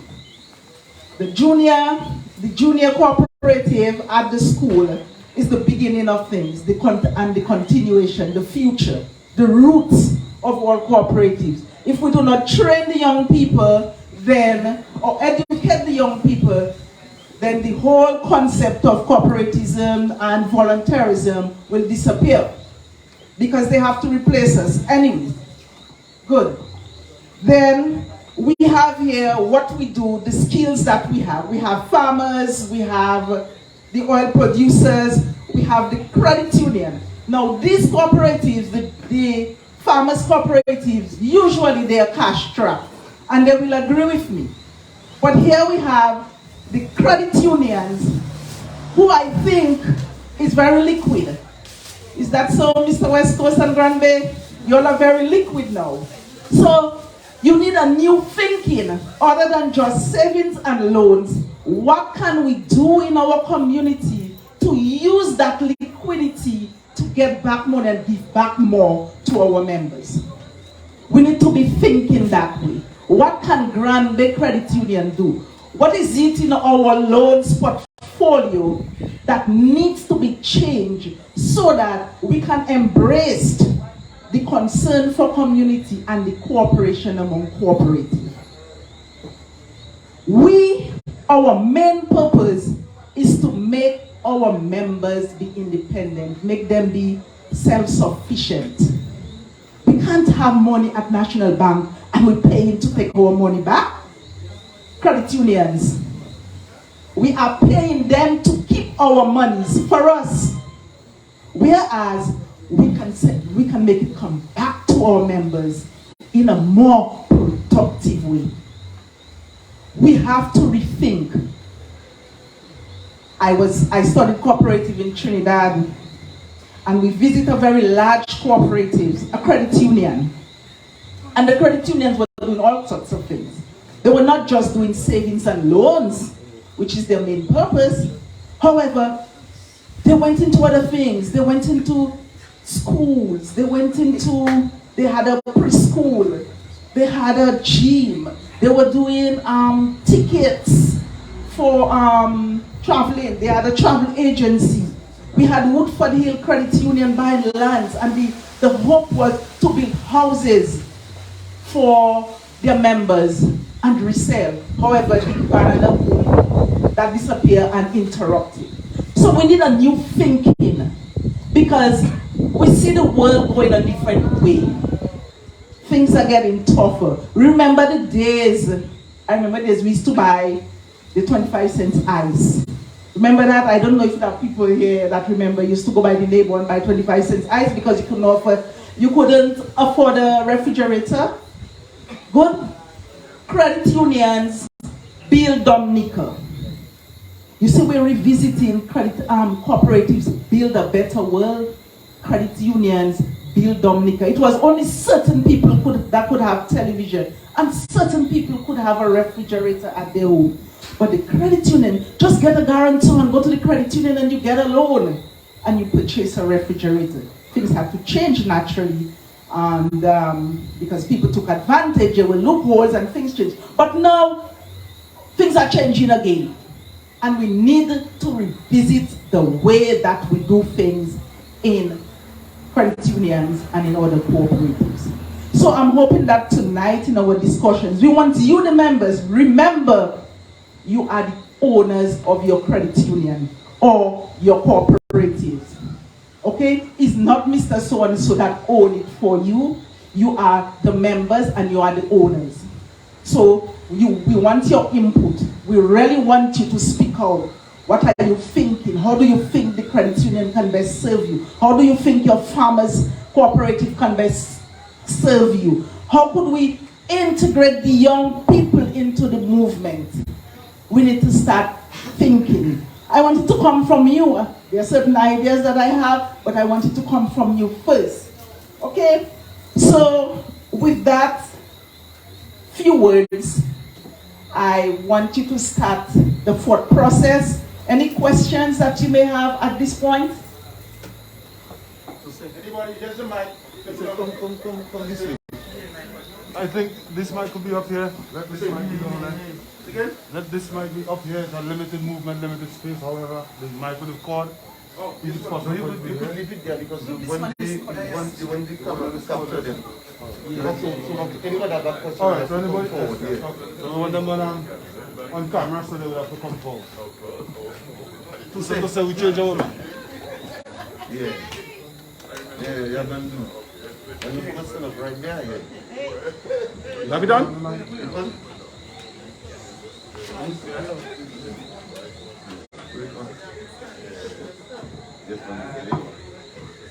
Yes, yes. Good night, everybody. Good night, Dominica people. Granby people, good night. We're talking about our roots and our culture for cooperative. And if we're not about culture, we not have no cooperative. Because cooperatives stand first before our culture. And before our culture, I can remember Matutu. Matutu bring our cooperative with dancing, ballet, drumming, put people together and unite us one. And when we play music, we unite us one. I need a little help with my drumming building for our culture in Dominica. In Dominica, I play for the tourist season. And the tourist season have me, they give people a little cooperative for them to play music. But me, they're not cooperative with me for me to play music, to build my culture, build my drums. Also, when the tourist season is open, I need to build more drum, more arts and craft for the tourist season, and let the tourists come in Granby. I'll say we are up there for culture, for arts and craft, and we have a big savannah there for our culture, like football, playing ball. We need drummings too. And anytime we go and play with culture, like you say, ball, cricket, football, we need Matutu standard for drumming. We need our culture we need people from Granby, from Dominica, play music, tambour. Because I play in tambour and in tourist business in Dominica, teaching ghetto youth man in school. But as the virus passed, I drift a little bit, don't get no work under the season. No, I need a chainsaw for me to build more drums for the tourist season. Good night, everybody. Thank you very much, Bandulu. I would like to suggest to Bandulu that maybe they should start a drumming cooperative where drummers from all across the island can come together and form a cooperative. And perhaps like what Honorable Vince Henderson said, instead of giving you a chainsaw for yourself, that drumming cooperative would have one, perhaps maybe even cultural division. If you're related, if you're associated with the cultural division, perhaps if they have some of those things within their reach, that you can come and loan it, maybe pay a little $10 a day to loan it from the cultural division so you can get access to it to continue your artisan. And of course, that will make you build more drum. But to give you one chainsaw, then another partner want another chainsaw, and then the partners from Pegu is going to call for another chainsaw, then you have to buy like 25,000 chainsaws. So if in case, you can always go to cultural division, and there could be a tool library for people like who do arts and craft, artisans, and perhaps you can pay a small user fee, at cultural division. Like just a suggestion, Evandulu. So something like that could probably happen. I don't know if I'm answering on behalf of cultural division, but I'm just thinking along. Mr. Blackmore? Okay, I think it's a very good suggestion that he raised, and I really was fascinated by the fact that he could see the synergy and the connection. It's by no coincidence that we have cooperative as part of the Ministry for Sports, Culture and Community Development. The two active words we should be mindful of there is the culture and community development. Interestingly, we have realized the importance of the cultural industry, or what we call the creative industry, for the advancement of Dominica.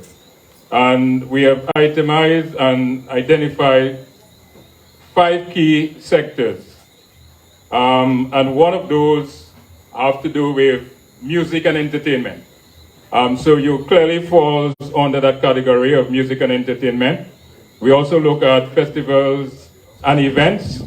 When we are working, the ministry is working collaboratively with the Organization of American States in the formulation of a strategic framework where we could put together the enabling environment for really advancing small enterprise development on the creative sector. And to do that, we have gone through a series of consultation with all of the various stakeholders and identified the areas that would really need support. And interestingly, as you mentioned, some of the things to do with instrument, to with capacity building, access to market, and all those things. So clearly, there is certainly scope, and as Julian quietly said, the Division of Agriculture, of course, not agriculture, but of culture, is also embracing small entrepreneurs like yourself.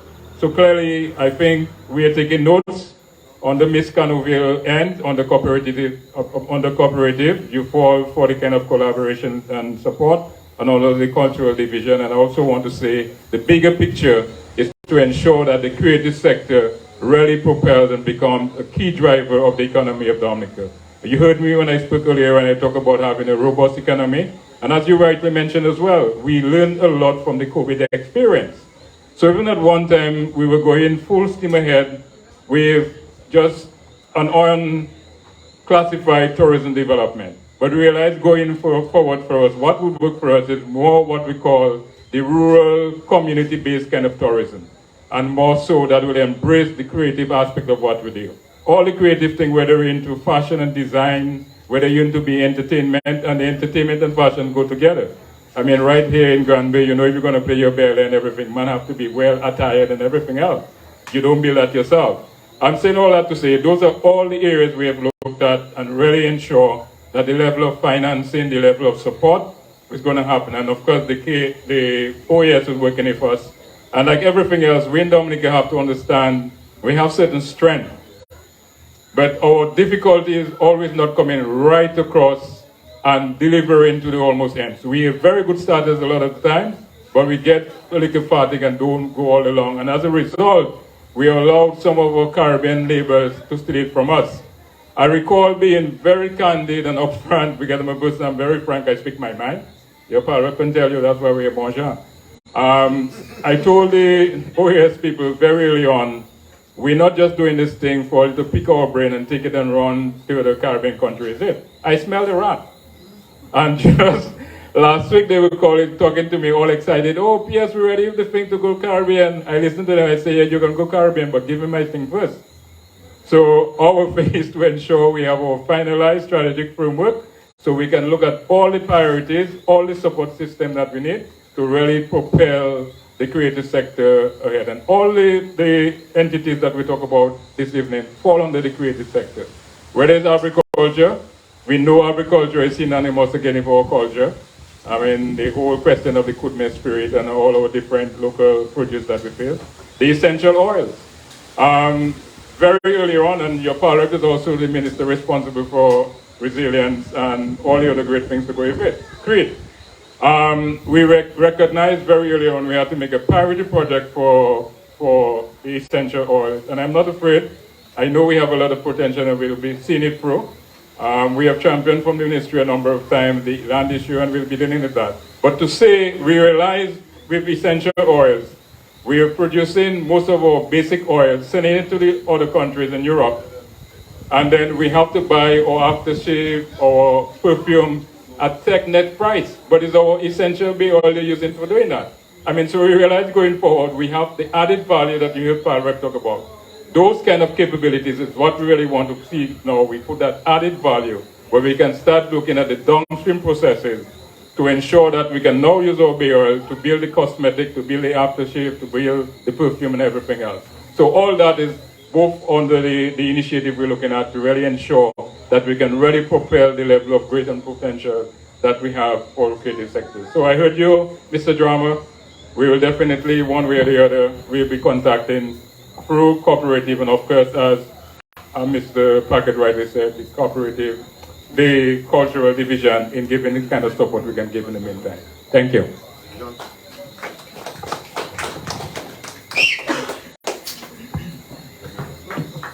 Yeah, good evening, everybody. I've got a question for Mr. Corriette of the Essential Oils, and also a comment. I have an interest in finding out to what extent did Erica and especially Maria actually impacted your basic material, that is the bay leaf, the tree. Did you make a survey around the island to find out to what I know? Obviously, you are still producing, so the impact may not have been so great, because I know bay trees are very resilient trees. So after 5 years, nature probably has restored most of the bay trees. But I'd like a comment on that. And I'd like to support your plea for a piece of land around Granby to set up your factory, your manufacturing enterprise. And Mr. Blackmore has already talked about the spin-offs from that, because bay oil is the basis for a number of different products. And we need some sort of manufacturing industry in Granby to produce to provide jobs for young people and so forth. So we would welcome, and I know Geneva was subdivided in a way that there was an industrial area set aside. And I don't know why it's taking so long for them to give you a piece of land from there. And if they can't find some place there, Grand Coulibaly has a lot of space to put up a factory, So and you can hear the noise in the background there, and in support. I mean, we need something like that in Granby. Thank you. Your response. Thank you. Well, P.D. Salmon, this country, and though Erica wipe out much of our fields, but we are still very productive where bay oil is concerned. Okay, but Erica is not like Maria. Maria is windstorm; it will break trees. But Erica went with the soil and with the trees. All right, our shores were laden with those trees, but that did not destroy our bay oil industry, because as I said, Peter Haven has much bay, a lot of bay. In fact, we can produce more bay oil than we can sell. Okay, so Erica did not impact us in a way where our trees are concerned. But as I said, it took our distilleries. That's the main thing. Having the bay trees and no distillery, then you are left square. All right. As I said, we had about 13 artisanal distilleries before in Petishaven. Today we were left with 2. And our main plant, our modern distillery, was taken away. Everything was taken away. We had modern boilers, we had vats, everything was taken away. And even the land, everything, Slide came up and took everything. So that is why we cannot produce the modern kind of oil, the clear oil that we were producing before. But we still have artisanal distilleries throughout the island. I think 11 in all that can still produce oil, the oil. So this is our position. Petishaven had about 13 distilleries. 13, and now you only have 11. We have 2. We only have 11 nationwide. 13, yeah. We don't have 11 nationwide. Right. So Maria and Erica destroyed distilleries all over in Dominica. Yeah. Thank you, sir. Thank you. I mean, just to add to what he said, we.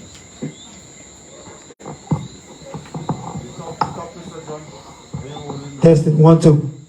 Why were you not spoke?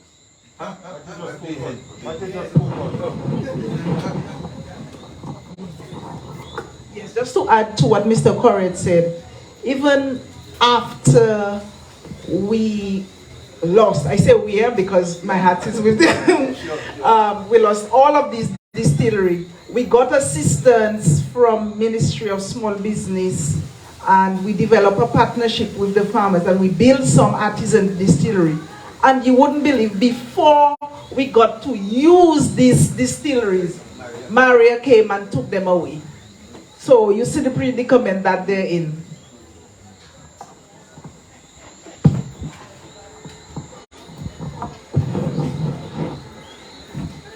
That is interesting stuff.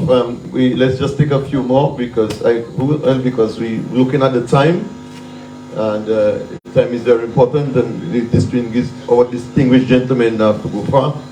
And so, if you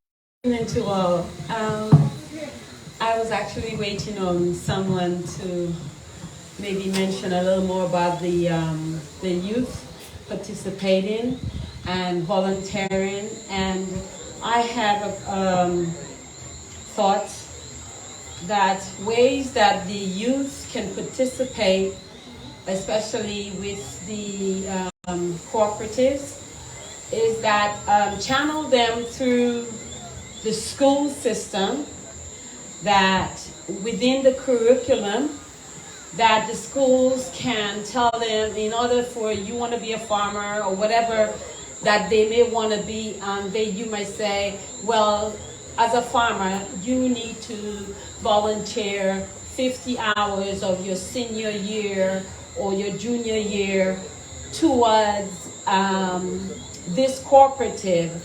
And one of the things that I've thought about this, because one of the things that we are facing as the Grand Bay farmers, women farmers, doing with the ginger production, is that we often need more help, especially in the weeding and preparing the land and so forth. And it's rather strenuous for us. So if we can have the youth volunteer at the same time they're learning, and within that learning period, they can actually enhance their knowledge and their ability, even on their own farms or their own jobs, be it with the distillery. It doesn't matter which one they go with, or the credit union. Maybe they want to be in financing and they spend 50 hours of their curriculum hours, working there. And as you say, it's voluntary. So within that same organization, they can decide, okay, you're coming from here, do you need a bus? Okay, we'll supply you with your bus money to and fro, or we will give you lunch, depending on how many hours that you spent with us. So that's just one of the ideas I'd like to bring forward. Thank you very much for your contribution, very much appreciated. Can we take another person? One more? Anyone wants to make a contribution? Anybody else? All right, if we don't have any, may I call on the... Harold, are you coming to say something? There we go, Harold.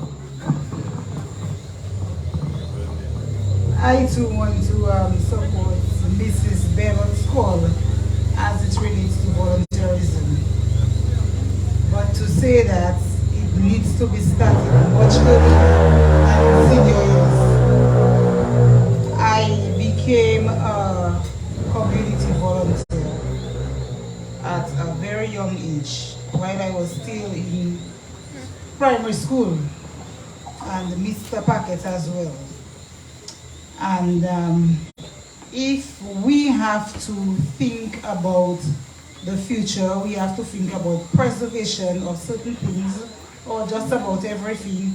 If we have to think about continuity, we have to think not about our youth, but about our children. So unless we can instill it in them at a very age, we are virtually wasting our time when we go and start with them at the senior age. Because now as it is, they're only doing it in the secondary schools and at college because it is necessary for them to get their diploma. and after that, it is thrown out of the window. I heard Mr. Corriette earlier on talk about the Bay Oil Cooperative, and it kind of hurt my heart to see something as essential as the name implies is at such state. But I want to question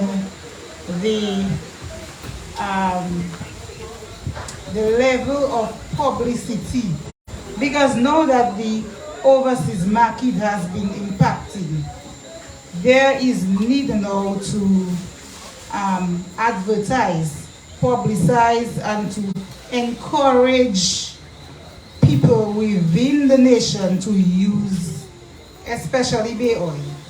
I use bay oil as my insect repellent for my skin. I use bay oil for cleaning. Nothing mops a floor better than bay oil. Nothing controls cockroaches in your cupboards, kitchen cupboards, your bedroom cupboards than bay oil. So why do we still have to be using comfort ball that is imported? So there is need to market bay oil within Dominica so people can begin to use bay oil. I heard about the cooperative at the secondary school. And I remember when I was in primary school, we had I don't know if we were part of the cooperative. I don't know if Mr. February, who was our principal during that time as well, will remember. But I remember Grand Bay Primary School had a savings program that no other schools in Dominica could contend with. And I think we need to bring back those things and start from the primary school. Thank you. Thank you very much, Harlan. Honorable Dr. Henderson, can you say a few words? Okay, thank you very much. I want to say thank you to all of you who have asked questions and who've contributed to the discussion. I want to, take the opportunity to recognize Mr. Corriette from the Dominica Essential Oils and Spices Cooperative Limited. I remember at some point I interacted with your cooperative. I was a much younger man then. When I was Minister for Agriculture, I remember we met. I am sorry to hear of the challenges that you're going through. I know there was a time when you had other challenges with the market, with some of the propaganda that competitors had used to seek to destroy such an excellent product. And I'm happy that that has passed. The new challenges you're faced with, we're sorry to hear of that. I will give you the commitment tonight, and I can do that publicly, that I will insert whatever influence I have and my energies to working with you to see how we can get some things to happen with regards to the development of your facility and your business. As Minister responsible for economic development, it is a responsibility that I have. So I will use that convening power to speak to the relevant ministries to see how we can deal with your issue. But as PARAP of Grand Bay, I will also use that to see how we can bring the business to Grand Bay. I agree with I agree with Mr. February. Joe Willie, I agree with you. We have to bring that business here, make Grand Bay the home, and I would say that the community should determine, because I suspect in the past there may have been some resistance. We have to be honest too, because there are other uses. But I believe and I'm convinced, having been convinced that this product, what you're doing, has the potential for developing an industry, and that we should be investing in more value added in Dominica. It is the story about cocoa and chocolate. You export your cocoa for somebody to make expensive chocolate. Why not seek to develop industries around that essential oil, so that, as Harold said, we can actually start not only using it more here, but export it. Export the finished product rather than just the raw material. And I have been working in my ministry developing geothermal energy, and part of our plan is to see how we can develop industries around energy. And that to me seems to be something that we should be talking more about. So I am giving you that commitment. We have, yes, the Geneva Industrial Estate, very limited, I think, because to me the vision for your business should be bigger than just a small facility, because you should start looking at the future and more value added. I think I want to agree, teacher, we might have to start looking at Grand Couleuvre as well. That land we have been discussing at cabinet for acquisition, for agriculture, but also I was thinking for agro-processing and value added. So this is something that we should definitely meet and have some conversations on to see how we can work together to do that. I want to also address a little bit on the volunteerism and Arla and Mrs. Bell. I was the Minister of Education who introduced community service at high schools. Some people at the time say I was a communist for doing that. But I'm very happy to see that it continues today. But I agree with Harold that we should start from primary school. And perhaps this is something this is something I will discuss with my colleagues. Because when I introduced the community service at high school to become a requirement for graduation, I remember that there were some people who were not very happy with it, but the students started enjoying it. They were going through other communities looking for places where they can volunteer so that you could sign them off. That is something we need to look at and to see how we can bring more volunteerism into our young people at a very tender age. With regards, you said something as well in terms of engaging them in some meaningful work. I would not just limit it to the schools, but to see how we can better position our NEP workers so that they can be part of the productive sector. I know we have tried some of them in agriculture. We have provided some services to some farmers. There are still challenges, but I would like to have further discussion with the cooperative to see how we can position some of the NEP workers better in agriculture and other productive sectors. My partner, Bandolo, I hear you, and I mean, we have to push that. There was a meeting 2 weeks ago with Ministry of Tourism and Culture talking about cultural tourism developing in Granby. And my good friend Julian Packett was part of that discussion, Carlton Henry, and some other people in the community.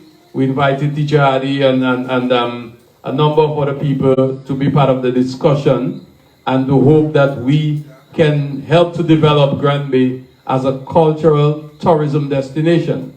So that is something we're working on for the next tourism season. So we definitely have to talk to you about the drums, because we'll need drums. We have to talk to Nico about some of the nice stuff he's making. We need to start talking to people who have that ability, that skill, because we will need to have something to show the tourists when they get here. And your stuff is good. We gave you the opportunity during Isidore. We gave you a whole stage for yourself. You know, by calling, we put the stage there and we allow you to play. And we enjoyed it, and I enjoyed it because I stayed there most of the time. So we want to develop that, as P.S. Blackmore said, the cultural tourism. We want to see how we can develop the creative arts and to make so that people can make a decent living. I recently spoke with a proprietor of a hotel to see how we can get some of our cultural groups to perform there more regularly. You know, to bring, you know, Tradibel, bring the Pierre Charles Secondary, you know, cultural group, the Savant group, the big group, and to get them to play on a more regular basis. So it's something we're working on. I hope we can make some progress in that, because I think it's a great opportunity for us. So there are a number of things that we can do, and I want to say finally to all of you who are parents, that sometimes we ask for stuff and we call for stuff, but at the end of the day, we at the homes have the influence, and we have to exert our influence on our children and direct them in the right way. I grew up as a Boy Scout, and that's why I get to know Julian Packett and a lot of guys here in Granby. We used to come to Granby often. We used to go to Tetmon, and we used to be marching all around the streets and doing stuff together, cleaning the drains and helping the elderly and doing all that stuff. I grew up doing that stuff. And I was so good at it, I was told that I was selected when I was in high school to go to Australia to represent Dominica, and to go to England, and then to go to Panama, and to go throughout the region to be, representing Dominica as a boy. And that's where I get the love of service. And I realized that I had some skill that I could develop. So these things are important, but the parents are important to encourage their children, because my mother made sure that I went to Scout meeting and I helped, and on a Saturday you have to go and clean the drains and help the community, and anything that's going on, you have to be there. Exactly, you used to do barber job, work and earn and get a little dollar, a little 50 cents, and you put that together, so when you have to go to camp, your mother doesn't have money, that money will help you to go to camp, and that is where you learn certain skills. But it is parents as well who have a responsibility to guide our children, to ensure we introduce them to the right things and to keep them in it, so that when we talk about youth and young people, sometimes it's really us we're talking about, because we also have a responsibility. It is not the government's job only, but all of us, and we have to play our part. So I hope and look forward to working with you, Mr. Corriott. Look forward to working with you, Mr. Packett, and the rest of the team on developing the cultural tourism program, and to ensure that we can bring more tourists to the community. And all of you in the community, Teacher Willie and the rest of you who have great ideas and great passion for developing this community, let us continue to work together in a true spirit. And talking of Kudme, I want to announce here that not this Saturday, coming the next Saturday, we'll be doing some Kudme on the Geneva playing field.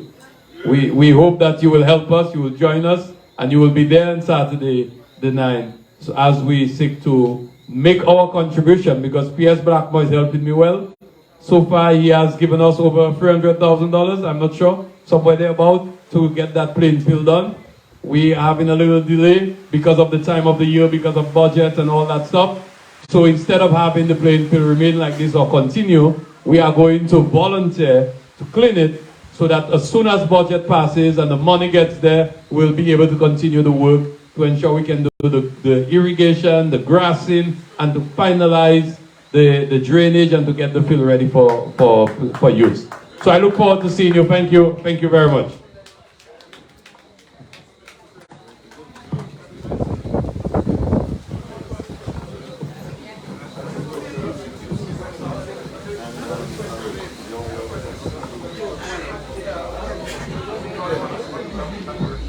All right, before we close, we have encourage, somebody have something to say? Okay. So we'll take this gentleman and then we'll take an encouraging song on the vote of France. Thank you very much, Mr. Toussaint. Good evening, members of the head table and everyone present here this evening. Let me thank the Cooperative Division. My name is Philip Sundar, representing the Dominica Essential Oils. I just want to lend a hand to the contribution Mr. Corriott has said this evening. I believe it is very strong in word, and that is our present situation the Bay Oil Society faces. I want to say that I want to really thank the Corporate Division and all those who organized this consultation, this meeting, town hall meeting this evening. I believe this is a worthy exercise, and I believe we cannot stop here. I think this discussion addresses a lot, and this is the core people of each community. And I believe that the job that we are doing, it is important for the development of this country. And I believe we cannot stop there. We have to continue with this, meeting your people, the grassroots level people who is on the ground. And that is very important. So I want to encourage the Corporate Division I want to wish them well and to wish them a very productive and cooperative week, and to continue to work in that spirit for the development of this country. And as I said, I will support Mr. Corriott so that we can move forward for the development of the society. The two main things that we have established our structure at Castle Comfort. This is where we are a processing plant, and we want to develop that plant into building other essential oils, developing other essential oils, and that is very important for us. we cannot rely on the bay oil alone. That is not enough. And so we want to develop these two commodities, disinfectants, aftershave, and hand sanitizer.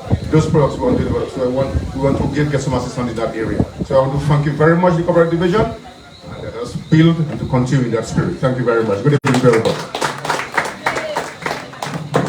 All right, so Toussaint is going to do an encouraging song for us. So here is Toussaint, and then we'll have the vote of thanks, and then we'll wish everyone happy cooperative week. Toussaint, are you ready? Take it away.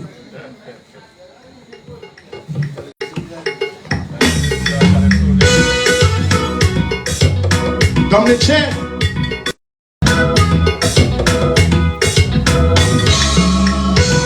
We're encouraging working together.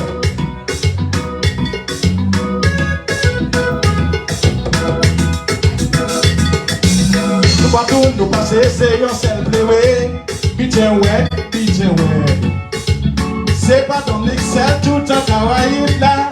Mon kadibani l'argent.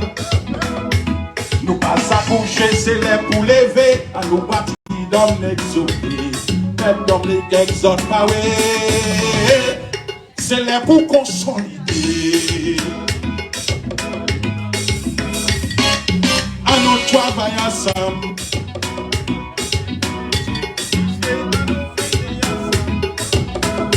Religion séparée, à nous travailler ensemble.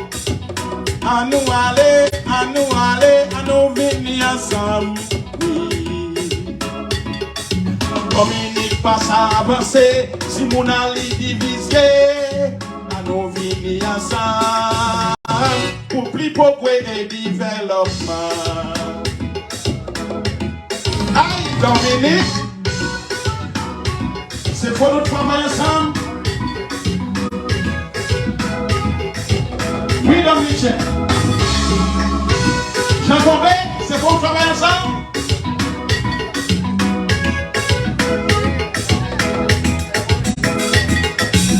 À nous checker fort, à nous palaguer.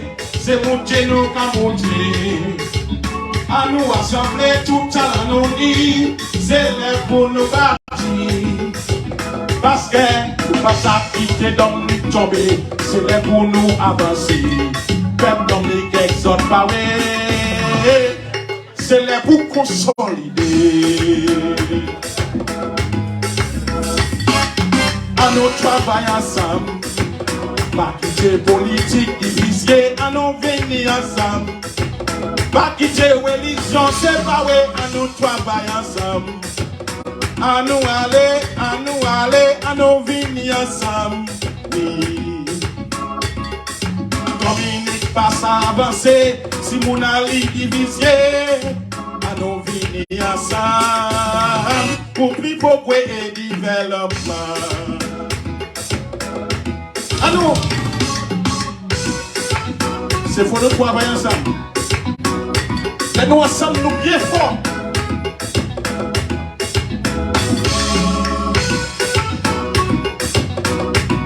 Aïe, Dominique.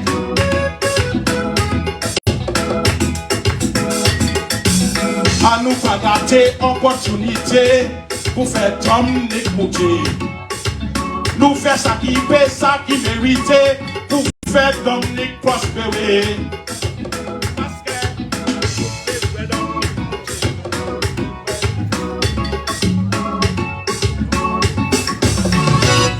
c'est là pour consolider. À nous travailler ensemble. Pas quitter politique divisée, à nous venir ensemble. Pas quitter religion séparée, à nous travailler ensemble. À nous aller, à nous venir ensemble. Oui. Dominique passe à avancer, si mon ali divisé, à nous venir ensemble. Pour plus progrès et développement. À nous travailler ensemble. Pas quitter politique divisée, à nous venir ensemble.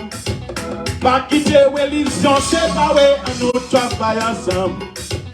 À nous aller, à nous aller, à nous venir ensemble. Dominique passe à passer, si mon ali divisé, à nous venir ensemble. Pour plus progrès et développement.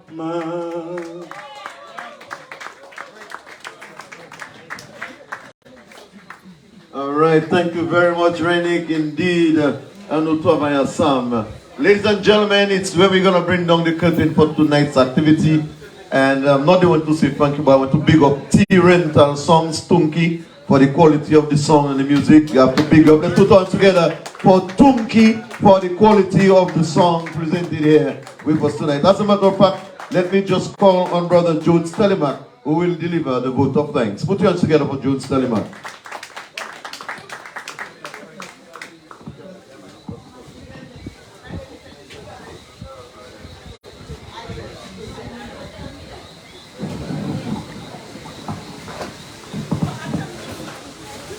Yes. Pleasant good evening to all the people of Granby and all the corporates represented here this evening. I must say, I am very, very happy with the turnout, what has happened here today. We do appreciate what I have heard and the reaction that I've seen from the people. What I would like to say is that this we had, and we can consider it a success based on what we have achieved here tonight. But what I'm saying is that this should not be the end of what we have done here tonight. We should have a national association for cooperatives, specifically non-financial cooperatives. So I'm advising specifically credit unions that are here, the leadership within the cooperative movement, the credit unions, Granby and West Coast was represented here today. I just want to encourage you as the leaders and encouraging non-financial cooperatives to organize yourselves, form a meeting.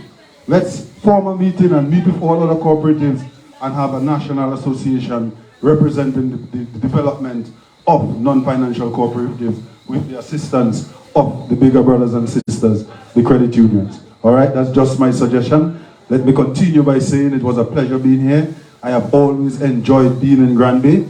We're here because of Cooperative Week. The first Saturday in July annually is recognized as International Day of Cooperatives. The 2nd of July is the first Saturday in July. As a result of that, we have a week of activities which began on Monday. Monday we had our media day and we had an outreach in Granby. The media day was successful, but the outreach in Granby was so much more successful. As you heard Mrs. Henry said, Mrs. Henry mentioned that the young persons from the PHR Secondary School, they were with us.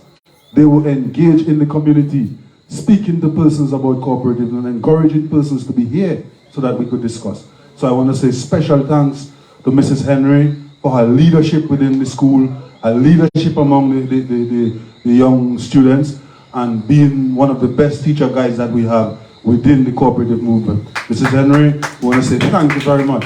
We appreciate your efforts.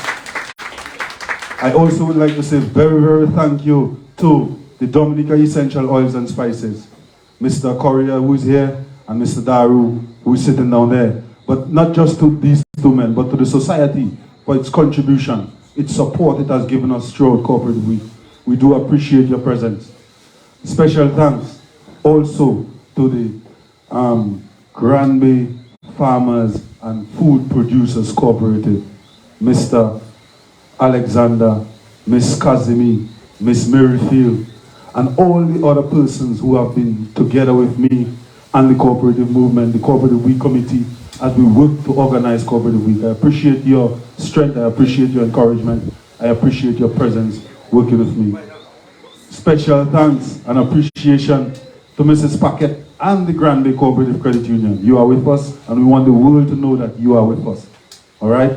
We also would like to say thanks to the West Coast Cooperative Credit Union.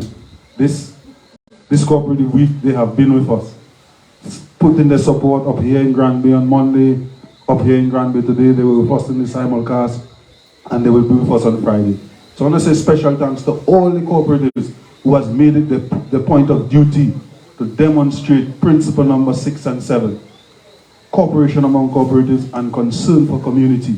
This is important. This is what is going to take us forward. And as we continue to celebrate under the theme, Cooperatives Build a Better World, we must pay attention to the things that are very important in ensuring that the cooperatives build a better world. And one of those things are cooperation among cooperatives, using the strengths that are available. I always enjoy highlighting the fact that the credit unions don't just have finance, because finance cannot build itself. It takes something to build finance. Human resource management and development. That is a skill that we underlook within the credit union societies. Management skills in terms of managing the institution. Finance, accounting, all these we have years. Grand Bay Credit Union is how old, Mrs. Packet? 38 years of experience in all the things that I have outlined. We have more experience in that than we have finances. So the credit unions has a lot to offer beyond finances. So I'm saying, let's try to work together as we try to build this better world using the machinery of cooperatives. We should always appreciate the presence of others, as all the persons who spoke about outlined, that we all need each other, and united we stand, divided we fall. Thank you very much. The week of activities continue, but thank you for being here tonight. We do appreciate your presence here, and we will continue working together as we know, and working for the development of individuals, communities, cooperatives, and our Dominica. Each one of us can identify it as our Dominica. So let's continue to work in the development of each other and our Dominica. I want to say thank you very much. We do appreciate you being here. Thank you. We want to say special thanks also to all the persons on the head table, the Honorable Parliamentary Representative, the Honorable Dr. Vince Henderson, and to our Permanent Secretary, Mr. Lucien Blackmore. Well, Mr. Blackmore, special thanks. You have always been there. You always continue to support us in what we do. And Mr. Henderson, we appreciate you being here. Thanks again. Thanks to all. Let's continue to work together for the development of Dominica. And in conclusion, let me thank the media. We have Emo News and DBS Radio here. Let's put our hands together for Emo News and DBS Radio for being here and making the world know that we are strong together. South City forever. Amen? Thank you very much for being here. Good night, everybody. Good night. And that's it, guys. We are saying goodbye from South City, Grand Bay. Thank you for viewing. You have a good evening.